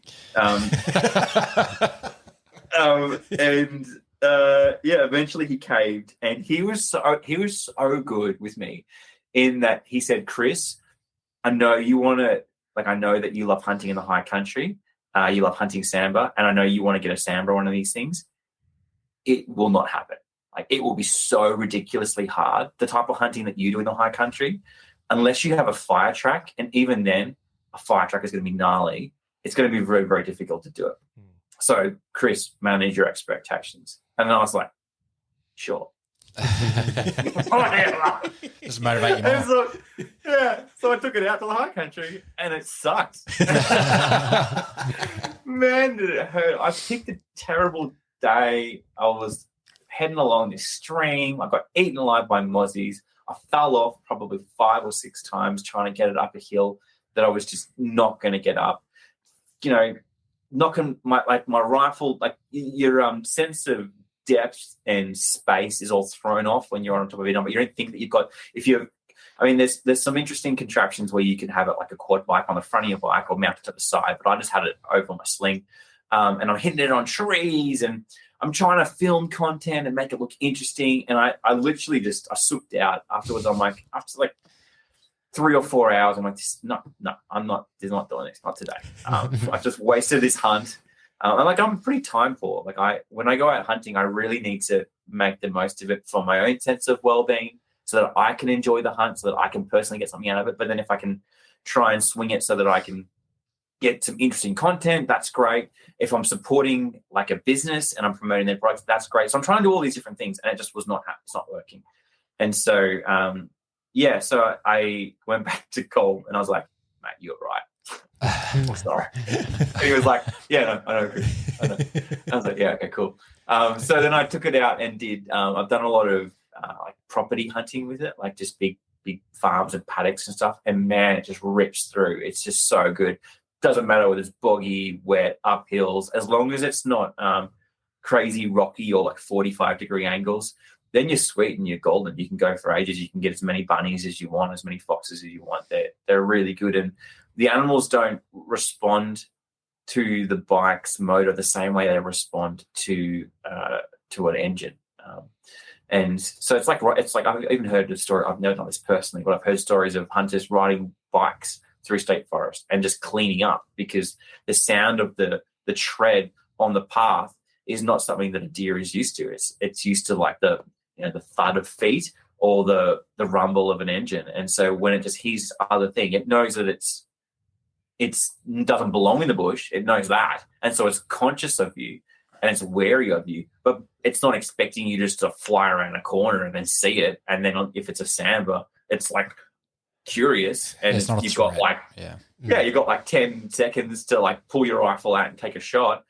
So you can do really well in that space. But I'm hoping to short answer to a long first part of the answer. I'm hoping to hunt more with it. I really want to push it to the extremes. I really want to take it out to Water Valley. I think it'd be really cool to take out somewhere like Water Valley in South Australia and fly around there and bump a whole lot of deer. And I'd love to get like a fallow on the back of it. I really want to push the weight of it and see how it performs with like 40 kilos of meat or something on the back of it. So I'm yet to really push it that hard, but that's kind of future plans. It's a tricky thing as well because like you guys know and appreciate when you go out hunting, you've got so many things to organize, so much gear and so tight timelines. Then to put an e-bike on top of that, making sure it's charged, making sure you get it on the back of the car, making sure it's strapped down. There's a whole lot. It just adds a whole extra layer that if you don't do it regularly or you're not set up to do it, it's quite an investment of time as well. So it's, I would love to say that it's like this silver bullet, that it's for everyone, that everyone should go out and buy them, and that it will completely change the game in Australia, but that's not the truth. But the truth is that it's a wicked bit of kit, and for a lot of people, it could be an awesome accessory. I know Nathan from Eddie Outport's about it. That's all. That's the only reason why he's interested is because he can't walk. It'll help the calves. That's for sure. I've got a quick question. Actually, you mentioned it's not legal at the moment in Vic State Forest. Yeah. Do you know what? So basically, just I don't know like what the thought behind was the regulations in place. If that's your question, the actual. Like the factor that determines it is just the power of it. They have different weight classes, and once you can drive it without pedal assistance, like you can basically drive it like a motorbike. You got like a throttle, and you just go, and this is what these e-bikes are. You don't have to pedal. Then that puts it into a different class, more closer to a class of a motorbike than anything else. And so, but that's for that reason you can't use it. But yeah. Smells like there's some greens behind that one. Is that under the same law as in like your motorised push bikes? Yeah, they 49cc below, they're fine, but 50cc you need a license, stuff like that? Yeah, they literally, it falls into all those same categories. I don't think that there's like a e-bike regulation. It's just like motorised vehicle. Yeah. It kind of falls under that space. I think I'm not an expert and I haven't done a heap of research. I've just done enough research that I don't break the law. Yeah. Some state forests you're allowed to ride motorbikes in, so if it's under True. a different category, why wouldn't you just be like, all right, Is that an open slather for motorbikes, or is that just certain areas where, like the place we went was just, it might have been just that area? unsure, man. Yeah. I don't know. I've got a fauna and flora reserve right near me that I can't hunt in, but it's just full of motorbikes all the time. And I assume so. Like I've seen like guys around there, like what do you call them, like Parks Vic and all that kind of around there, and they don't seem to care. It blows my mind that it's like if it's this reserve that you're keeping aside for animals. Yeah. and to preserve the ecology.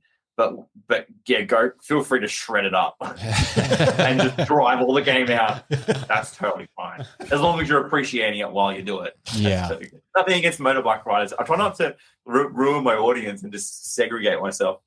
I love motorbike cyclists too.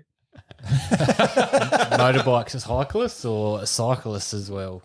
I love everyone. Cyclists aren't human, man, so that's all right. You can put them in a different category. Oh man, I'll just get myself in trouble. Why not? Yeah. He's not biting, Josh. He's not.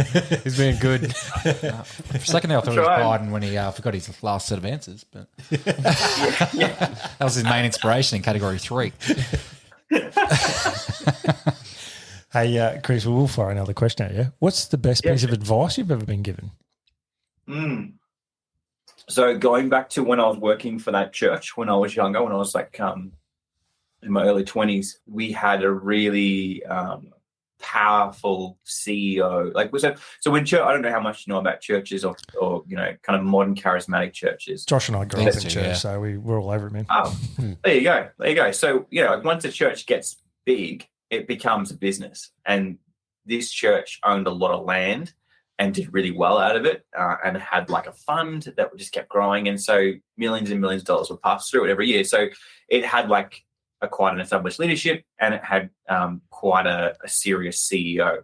And this guy was like a man of extremes in terms of incredibly powerful, amazing communicator, great motivator, organizer, strategist, like just a brilliant man, but then had the complete flip side of like deficits, like would forget to put people first and would kind of use people and manipulate people, or bully people or anything, whatever. But again, I was a young person, and I hadn't had that many leadership models presented to me, and hadn't sat under many. And so I just took his leadership, and he wasn't even my like direct line supervisor, but like I spoke to him quite a lot because I was probably pretty cheeky, and but I knew everything and all the things that young men do, right? But so he was big on the tough love. That was his language. It was like you basically give up your life for the church and don't sook. Like that's an honor. And if you don't want to do that, he's talking about the rhythm of ministry, the rhythm of life when you're working for a church. And he's like, it won't look like the world. It will look very, very different, and it will look very, very great. And you need to be okay with that. And so he gave full disclosure, like, this is going to be difficult. This is going to be hard. This is going to be abrasive. This is going to be challenging for you. And I'm a young guy, and I'm someone who responds to tough love. So I'm like, yeah, this is awesome. This is everything I want. Like, yeah, let's push it. Let's go. But one of the bits of advice he said to me is stuck in my brain. Like a lot of his advice is I've learned a lot from, even though I don't agree with the way that he led. I respect him enough and his wisdom to kind of pick the parts out that were gold. And one thing he said was, Chris, they call them your blind spots because you can't see them. And I'm like, yeah. And he's like, no, mate, you don't know. You can't see them. And I'm like, yeah, I know. He's like, no, you don't, because you keep doing it, mate. And you keep thinking that you're going to see them, and you can't because they're your blind spots. And then it took years and years to be like, holy crap, I have these like tendencies, these triggers. I'm wired in this way to do things a certain way, and sometimes bad stuff comes out because none of us are perfect, right? Speaking to the converted here. Or unconverted, at least you'll know regardless. Yeah, Couch is a heathen, so just keep going. That's all right. We'll pray for you, brother. And so like there's things in me that come out that affect people, negative behavior, and I didn't know. I just always assumed that I would be able to see them before they came out, or I would be able to manage my behavior in such a way that those things wouldn't come out, and then I could see them in the near distance and anticipate them and cut them off. And the reality is that like we don't know there's so much of our experience, our behavior that happens subconsciously that we're not aware of, and we don't realize that we're doing it. Even now in this conversation, there's ways that I've been portraying myself, or cutting you off, or not reading your body language, or offending you, or any number of things that I potentially might have done that I'm completely oblivious to because of the way that I'm programmed, through being raised, or through decisions that I've made, or ways that I've looked to grow myself, or whatever.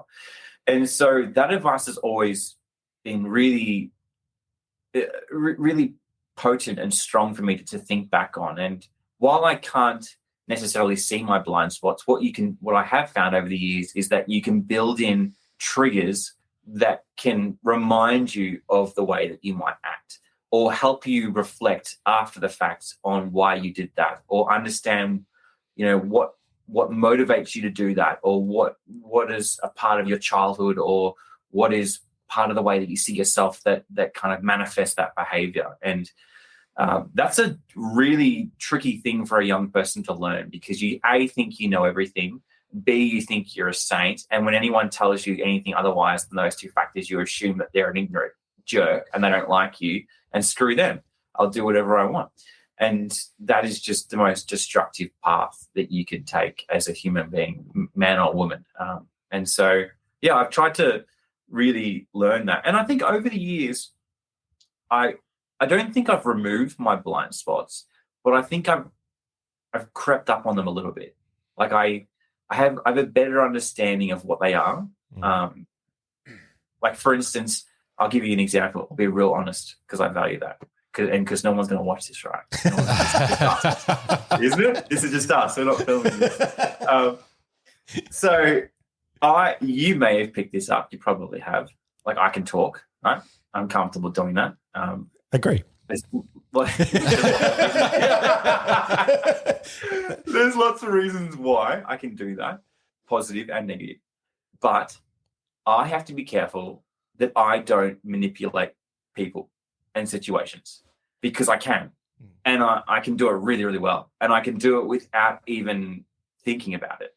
And I can do it with, like, trying to achieve a positive outcome, and I can do it for selfish reasons. And if I truly value people, if I truly think that you, each of three of you, have value in and of yourself, that your opinions matter, then I shouldn't try and subtly manipulate you, or twist you, or lead our relationship or the conversation in a certain way that's going to benefit me and not you.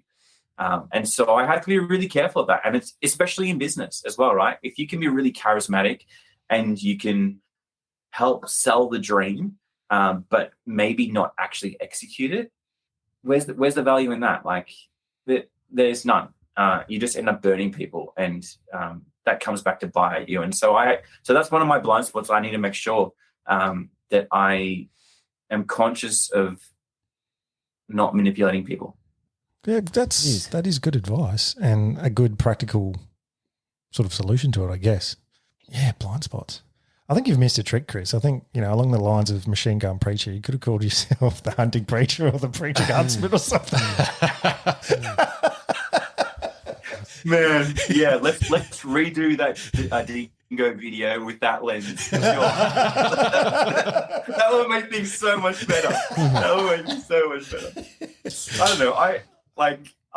I would hope that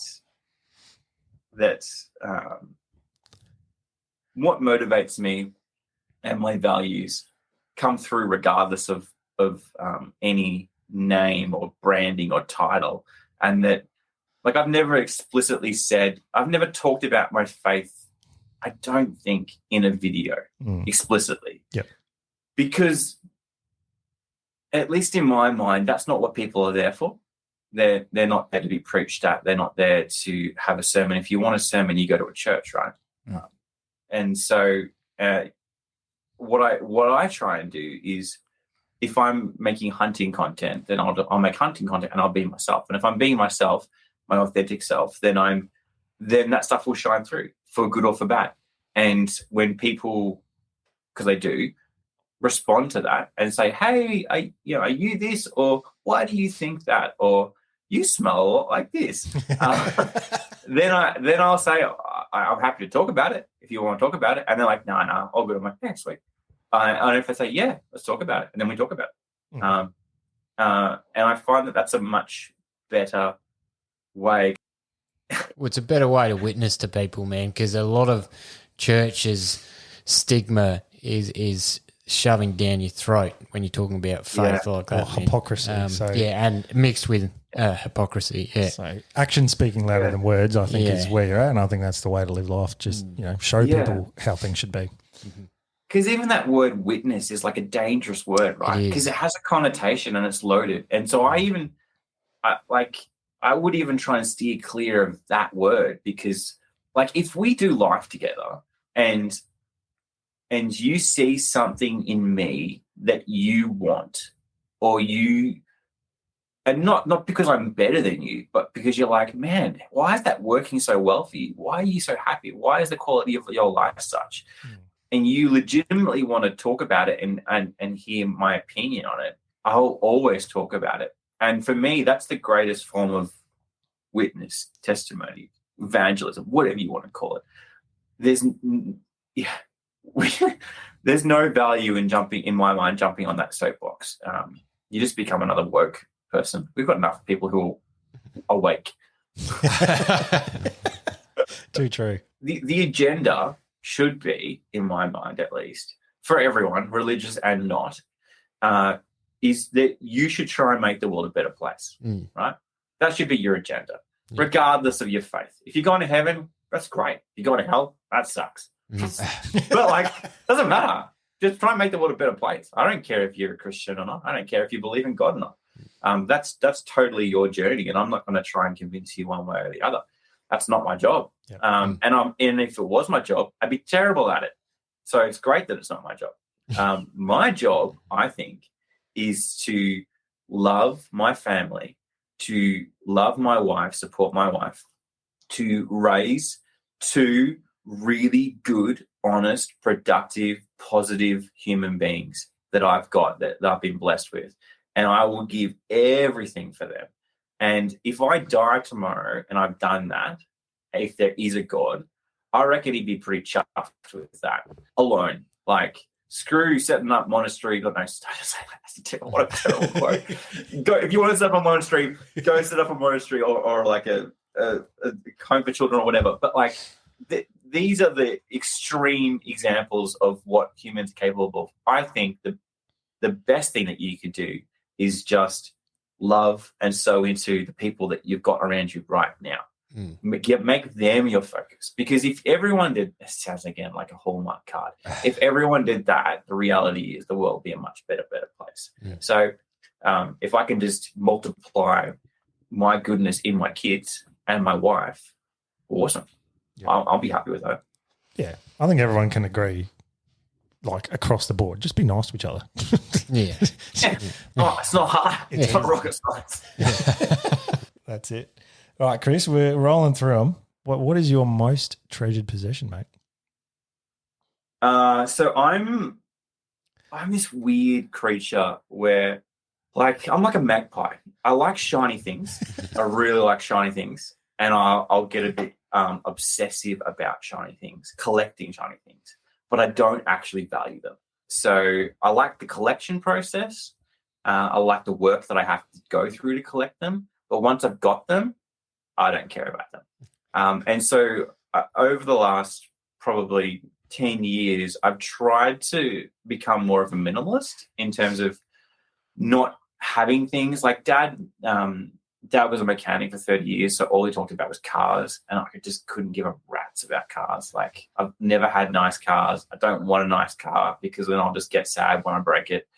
I used to really like guitars, and then I bought my first really nice guitar when I was probably 22. It was like an American Standard Fender. It was like $1,500.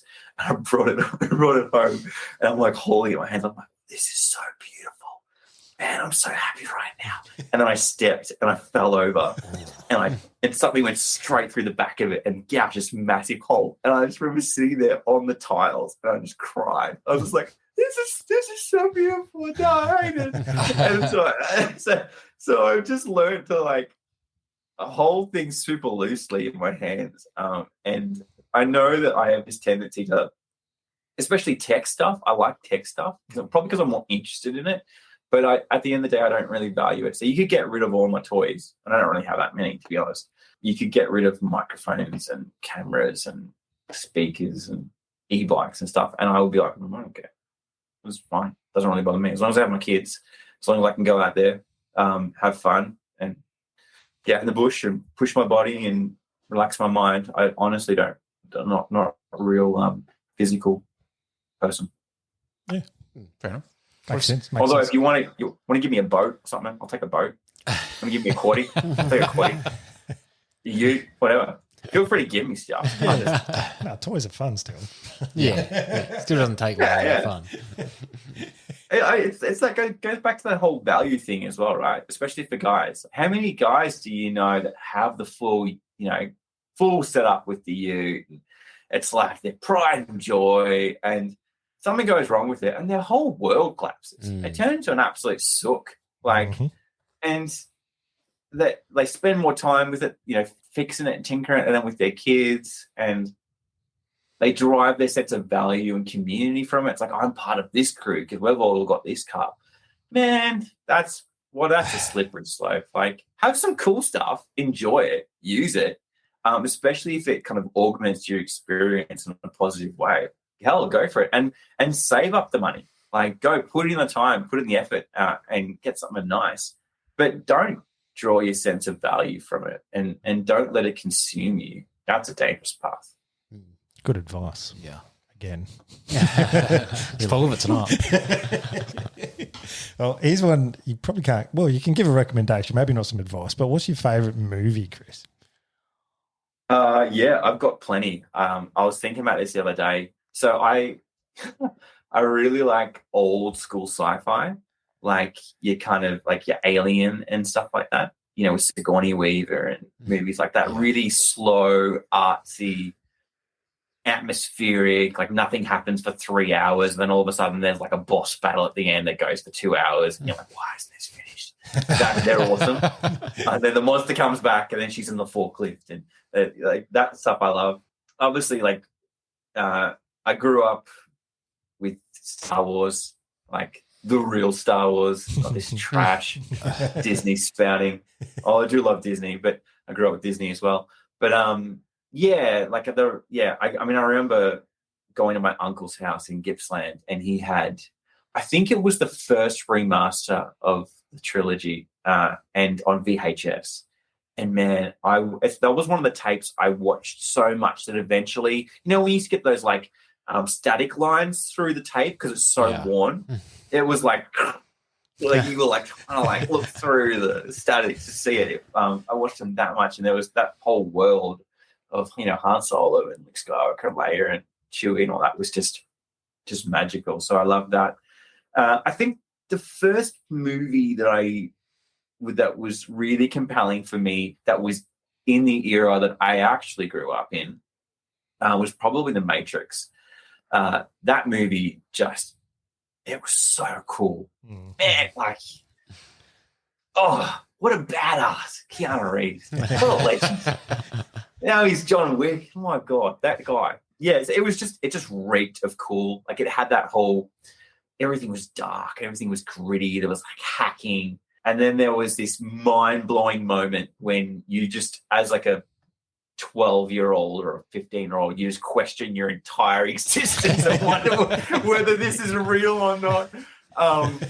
And yeah, it was just, it had a bit of an existential. How do you say that phrase? Whatever that word is. Don't ask. Someone say it. Existential. Yeah. There you go. We'll go with that. Yeah, that one. You have one of those moments where you just question everything. And so I think that was the first movie that I really kind of fell in love with. And it was just cutting edge. It was just gritty, and the special effects were gnarly, and Morpheus was just a badass and super vague, and those cool glasses. It was awesome.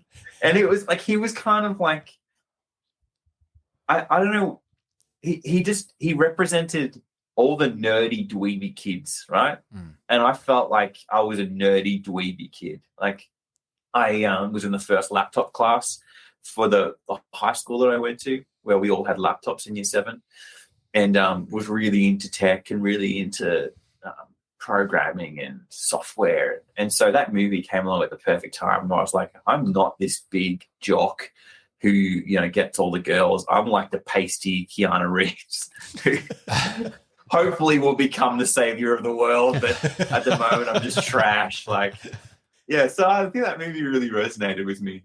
It still does, actually. It's a good movie. What movies do you guys like? I feel like you're asking me all the questions. Have you guys answered any of these questions yourself in your podcast? We have. Yeah, We've turned the tables on ourselves, and we've all had to answer the same thing. So My brother-in-law loves The Matrix and loves Lord of the Rings trilogy, and I've watched all the director's cut or whatever you want to call it. Man, You spent 3 weeks watching the trilogy. yeah.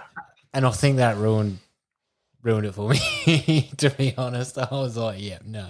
5 hours a movie or 4 hours a movie, just like, nah. This is too much. I'm not sure if you guys had this, but when I was a teenager at the local cinemas, they had this thing called a movie marathon. Did you guys ever have that? Yeah. Yep. Yeah, never went to it.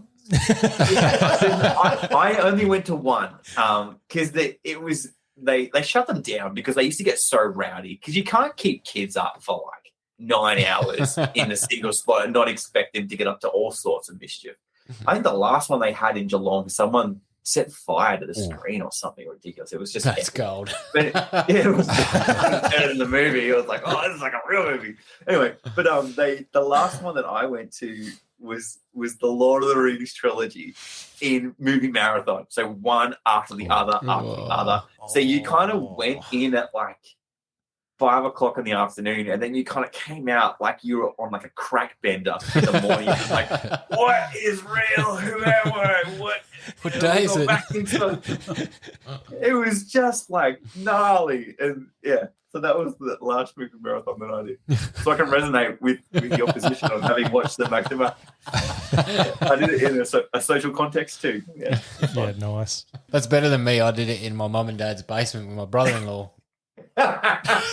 Yeah, that sounds bad, but that's how it went down. I actually, you know what? I actually did it. I watched one of them the night before I got married.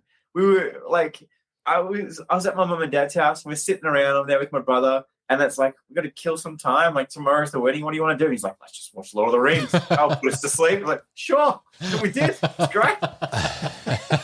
Took away all my stress. Took it to Mount Doom, threw it in the fire. Came back a fresh man. Love it. Hey, Chris, we'll bring this baby home, and we've got 2 more questions for you. Now, Pressure. First of those is, who should be a guest on this podcast, in your opinion? Recommend someone to us. This is a very cheeky question. I don't like this question. I feel like I'm doing your work for you. And I've got a podcast myself, and I find it hard enough to think of guests. So who do you think would be a good guest? I'll put it to you. Who do you think would be a good? I'll get my notepad out. Who should I get on my podcast? All right, I've got something here actually, because it was a video I've seen of yours. Nice switcheroo. And I would. Thank you. Or go 1 for 1. Thank you. Well, I'd love to have him on. He's a guy saying you won't manipulate the situation. Yeah. But you went on a hunt in Queensland with Give It a Go. I would love to hear from him, actually. And one of the biggest things that I was going to roll into a question was, you encountered some poachers or people that you believed were poaching. I wanted to know the scoop of that. Were they poachers in the end? Yeah, they were. We think. So the property's quite large, and it's not fenced completely. They're starting to fence it. Brad and Linda are the owners. They've owned it for about, I'm going to guess at saying 2 years, maybe 2.5 years. It's a beautiful property. Man, it is. If you can go there and hunt, it is a joy to hunt. And I didn't really get the chance to properly hunt it. We were just whizzing around. I wasn't even supposed to be there. I actually, this is bad. I ditched a convention that I was at that I was supposed to be speaking at to go hunting there. Not intentionally. I went after the convention and Brad took me down to his house and I was supposed to be taken back the next morning early so I could get back to the convention. And we were having too much fun, basically. And I was trying to be polite and I didn't want to put the pressure on him to say, we need to get back because I'm speaking. So anyway, we didn't get back. But yeah, so when we went to follow up on where the gunshot, we heard the gunshot from, there was evidence of like movement over the low fence. It wasn't a high defense, but just like a normal fence. And there was like tracks through the area, but we didn't find a carcass. We didn't find any blood. So I can't definitively say that it was poachers because we didn't see them. We didn't get eyeballs on them. But we certainly saw the evidence of people recently in that area that shouldn't have been in that area. And he's had a lot of issues before with it, like so much so that he's got like an action plan that he's worked through with the local police that when this happens, because it's not if it happens, it's like when it happens again, this is the process that we go through to ensure that you're safe and that the law is carried out and, yeah, appropriate measure taken. So, yeah, but definitely Brad's a legend. Like, Brad is a fascinating guy. He's a great businessman, but he is a real people person, incredibly knowledgeable, a lot of experience in hunting in Africa, loves the trophy hunt, but he's one of those guys that people don't understand. People outside hunters understand this, but people outside of hunting don't understand this, that he loves animals. My God, does he love animals? But he loves hunting animals too, like, equally. And so, yeah, he can. I mean, I'm like this too. Like I can have an animal that's a pet. Like I can have a pig, and I can give it a name, and I can go out there and pat it, and I can go feed it, and I can, ensure that it's got water, and I can even play with it, and then I can shoot it tomorrow and eat it, and not feel bad. I can experience that holistically and enjoy every element of that. And yeah, he's the same. He loves animals. So there you go. You've squirreled it out of me. He's a great guest. Him and his wife Linda, like, yes, really solid people. And they've got massive plans for that property. I don't want to say too much because I don't know how much he's wanting to be known about what their plans are. But I also know that there's that area, like with wind farms and stuff, there's always increasing pressure on property owners to basically rent out their land and sell up, and there's like financial incentives to do that kind of thing. And so I know that that's a pressure that they feel. They want to create this amazing place because, again, they come from that trophy hunting space. They're actually bringing in one of their guides from Africa, native African guy. I'm not sure what country he's from, but coming down and going to be basically guiding on their property because Brad still works full time. He still runs I think it's like a steel manufacturing business that does really well. Like he's very, very successful, and the Havergo property is just represents their love child. Like it's like what they want. It's like what they love, their lifestyle. And they want people to come and have this great shearing shed that looks out at some of the kind of plains in the area, and you can see deer and wild water buffalo and donkeys and all sorts of wild. Everything's wild and crazy, and they have plans of putting in jacuzzis and having like a bar and everything, so you can go out for your hunt and then you can kind of go out at sunset and sit there and just enjoy. It's almost like this African savannah in Queensland. Weird. Very, very cool. That does. Yeah, there's not many places that you can shoot I don't know, like a donkey or like a Texas Longhorn or a camel or a water buffalo or rusa or red or samba or cheetah or pig or goat all on the one property. It's a pretty special place. I think some pretty cool eagles out there too. Man, some badass eagles that have these massive nests. When he showed me this nest, and he's like, well, I want to show you this eagle's nest, and it's pretty cool. And I'm thinking, yeah, it's going to be like. But then I remember like thinking back to like Roadrunner and stuff as a kid, and thinking those nests were huge. But like that's cartoons, right? And I've never really seen anything like we have eagles and hawks in obviously in Victoria, but nothing like that. And I looked up at the tree, and this nest was like the size of a car. It's huge. So yeah, it's a really cool property. You should definitely get him on. He has a lot to share about life and people and hunting, and yeah, a lot of wisdom. He's not in his golden years, but he's still got a lot of, in a good sense, he's still got a lot of life in him, and he's got a lot of wisdom. So yeah, there you go, Brad and Linda from Have a Go. But it's not HAVEGAGO, it's HAVAGO. Have a. It's very ochre. Have a go. Queensland. Have a go. Definitely Queensland. Have a go. Okay, Terrible name. Terrible name. I think the actual property is called Naura or something, or Nura or something like that. Yeah. Oh, yeah. I feel like that was pressured out of you. No, that was a group. That was just a group consensus. I can't believe that I haven't thought of getting him on mic. I'm shocked myself. All right, there's our suggestion. He's a legend. There's our Yeah, suggestion. you should we'll have have a race and both ask. I'm writing an email right. Yeah. Or just even this race, you're going to have to send us the email first, and then we both email at the same time. I think you have He's that. terrible at answering emails too, so it's fine. Well, neither of us will get him. Yeah, definitely get him on. Him and Linda are awesome. Linda's actually got a really cool story in that. I won't spoil it. I'll let her share it. I won't do the podcast for you. Thanks, man. Thanks. No, good suggestion. All right. Well, the last question we've got for you is, what was your first rifle, firearm, whatever you want to call it? What was the first thing you owned and got to use? Bang stick. Bang stick. That's what I call them. No. The first firearm that I owned myself was a Remington 223.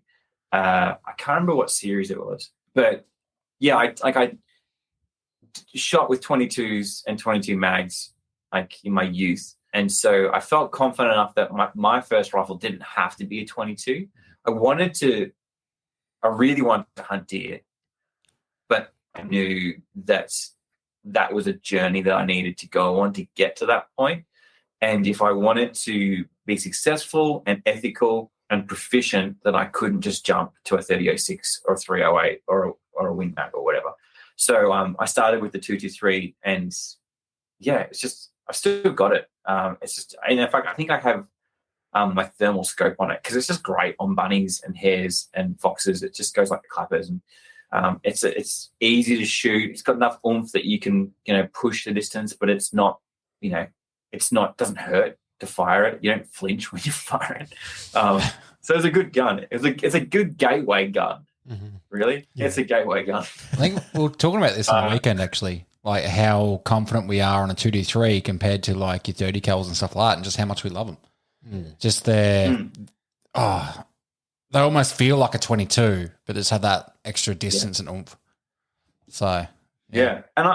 And when you shoot one after shooting a 22, you definitely feel like it's a big jump. It's a really big jump from a rim to a centerfire. Like it's a big jump, but it's not so big in terms of the recoil and stuff that you move to a 30 cal. But even a 243, I still feel like that's just a great gun still, and a great in between. It's a hard gun to justify because it's not big enough to do like Samba, or I don't think legally you can actually. I think it's 270 is the minimum in Victoria for a lot of deer.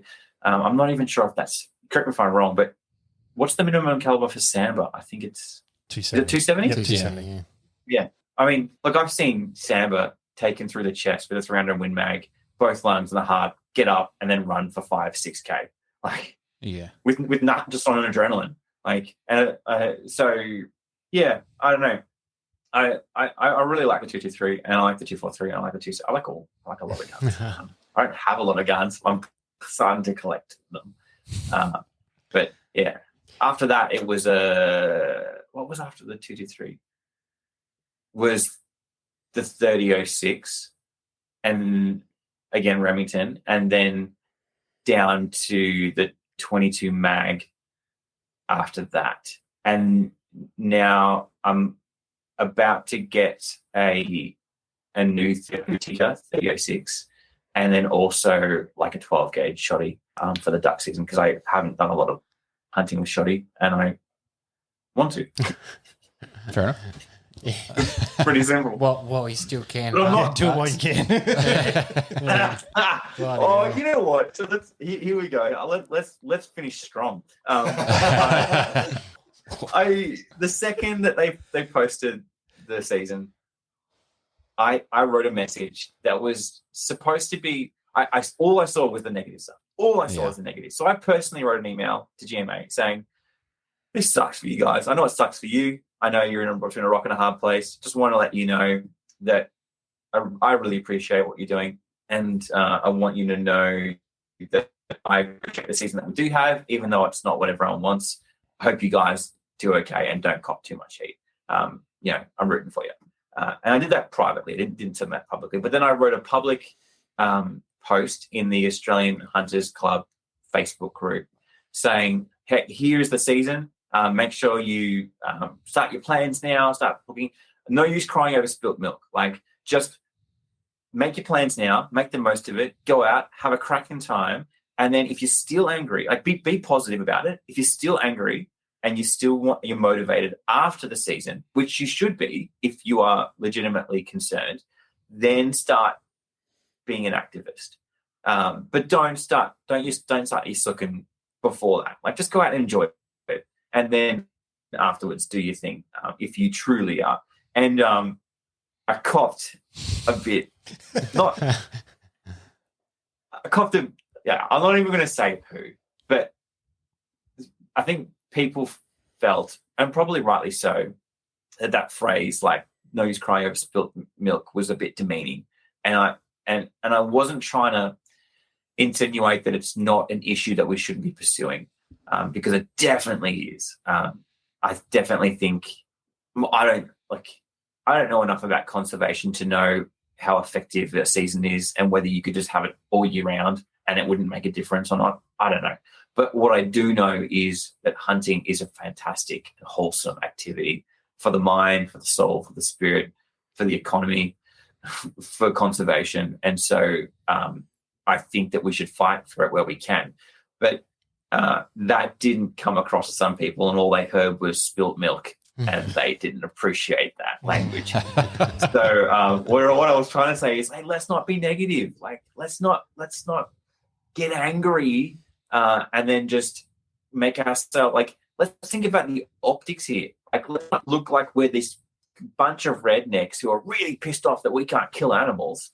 Like, let's just go and enjoy ourselves, be ethical, have a great time, promote positive hunting, ethical culture, and then afterwards take that same approach to lobbying our government to get better access, to get more, and be like, hey, look, we didn't sook.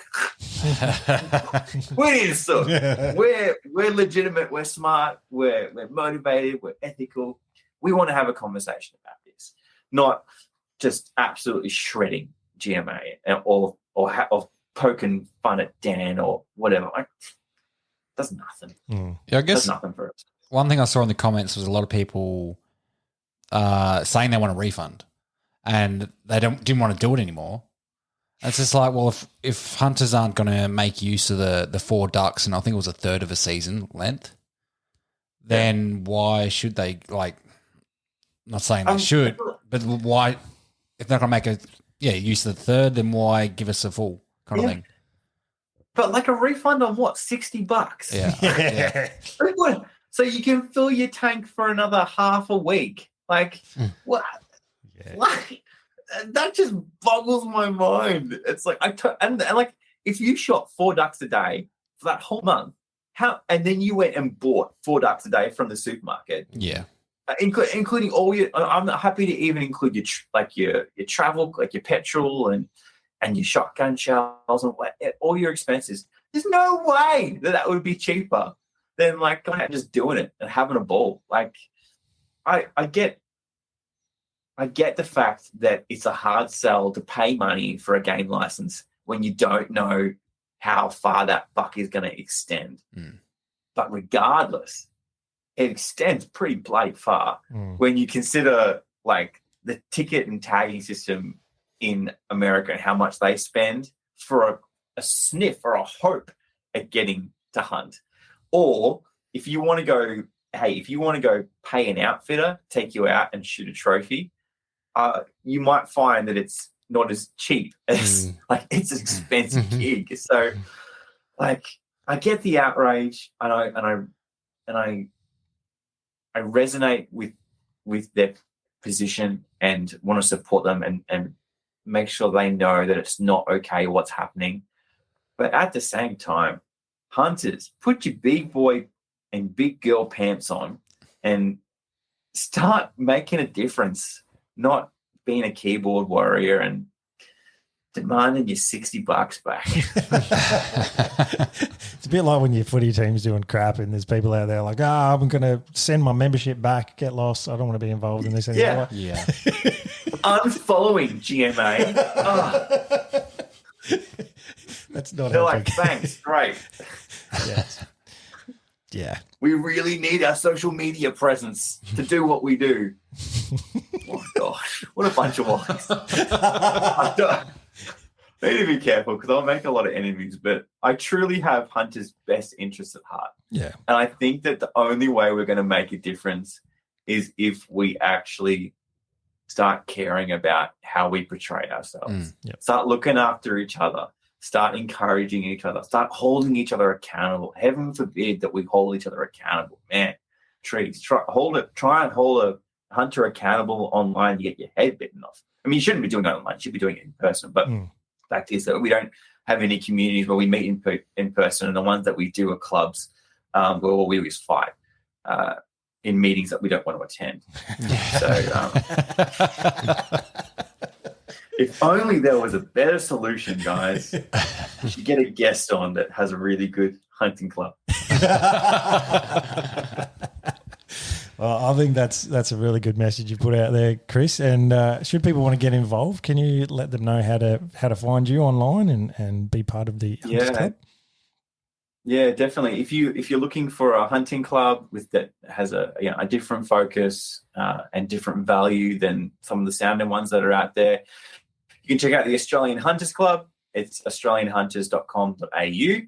If you're interested in learning more about hunting, doing a hunting workshop, going out with an outfitter for a meat animal, access to private property, or a trophy animal, you can check out huntingtrips.com.au, which is free to use, and you can find a guided hunt there. And if you're wanting to follow my journey and my hunting experiences and kind of continue the dialogue of, what is good and bad in hunting and what we can do to make a positive difference, you can check out the Australian Huntsman on YouTube. Beautiful. Yeah. And also the podcast as well? Oh, yeah. Yeah.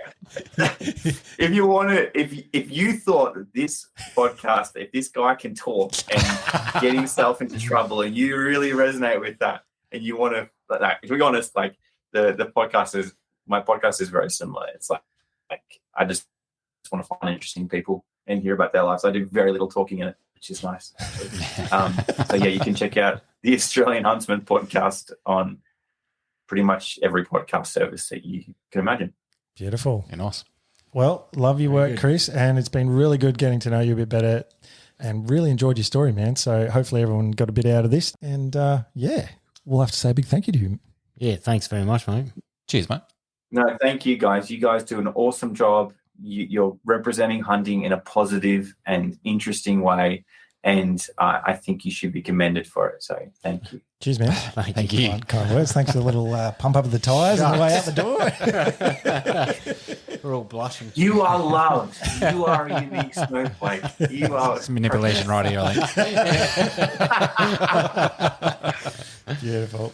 All right, Chris, we'll leave it there. Thanks, man. We'll catch you next time. See you, boys. Catch you, mate. Have a good night.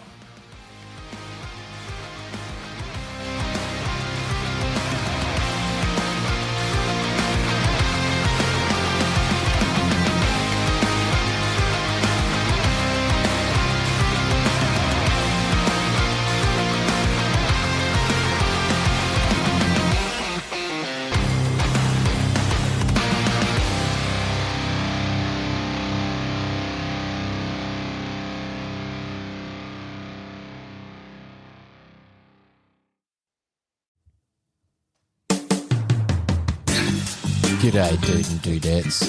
Josh here. Do you find it hard to keep your long, hard barrels free from gun STDs? Maybe you need a clean out of your bore. If this is you, jump on over to highcaliber.com.au and use the promo code SENDITMATE to receive a 10% discount on all your gun cleaning needs. And remember, it's sexy to support Australian-made products. Everyone here at Send It Mate uses High Caliber, and we can promise you that it'll keep your firearms free from those pesky gun STDs.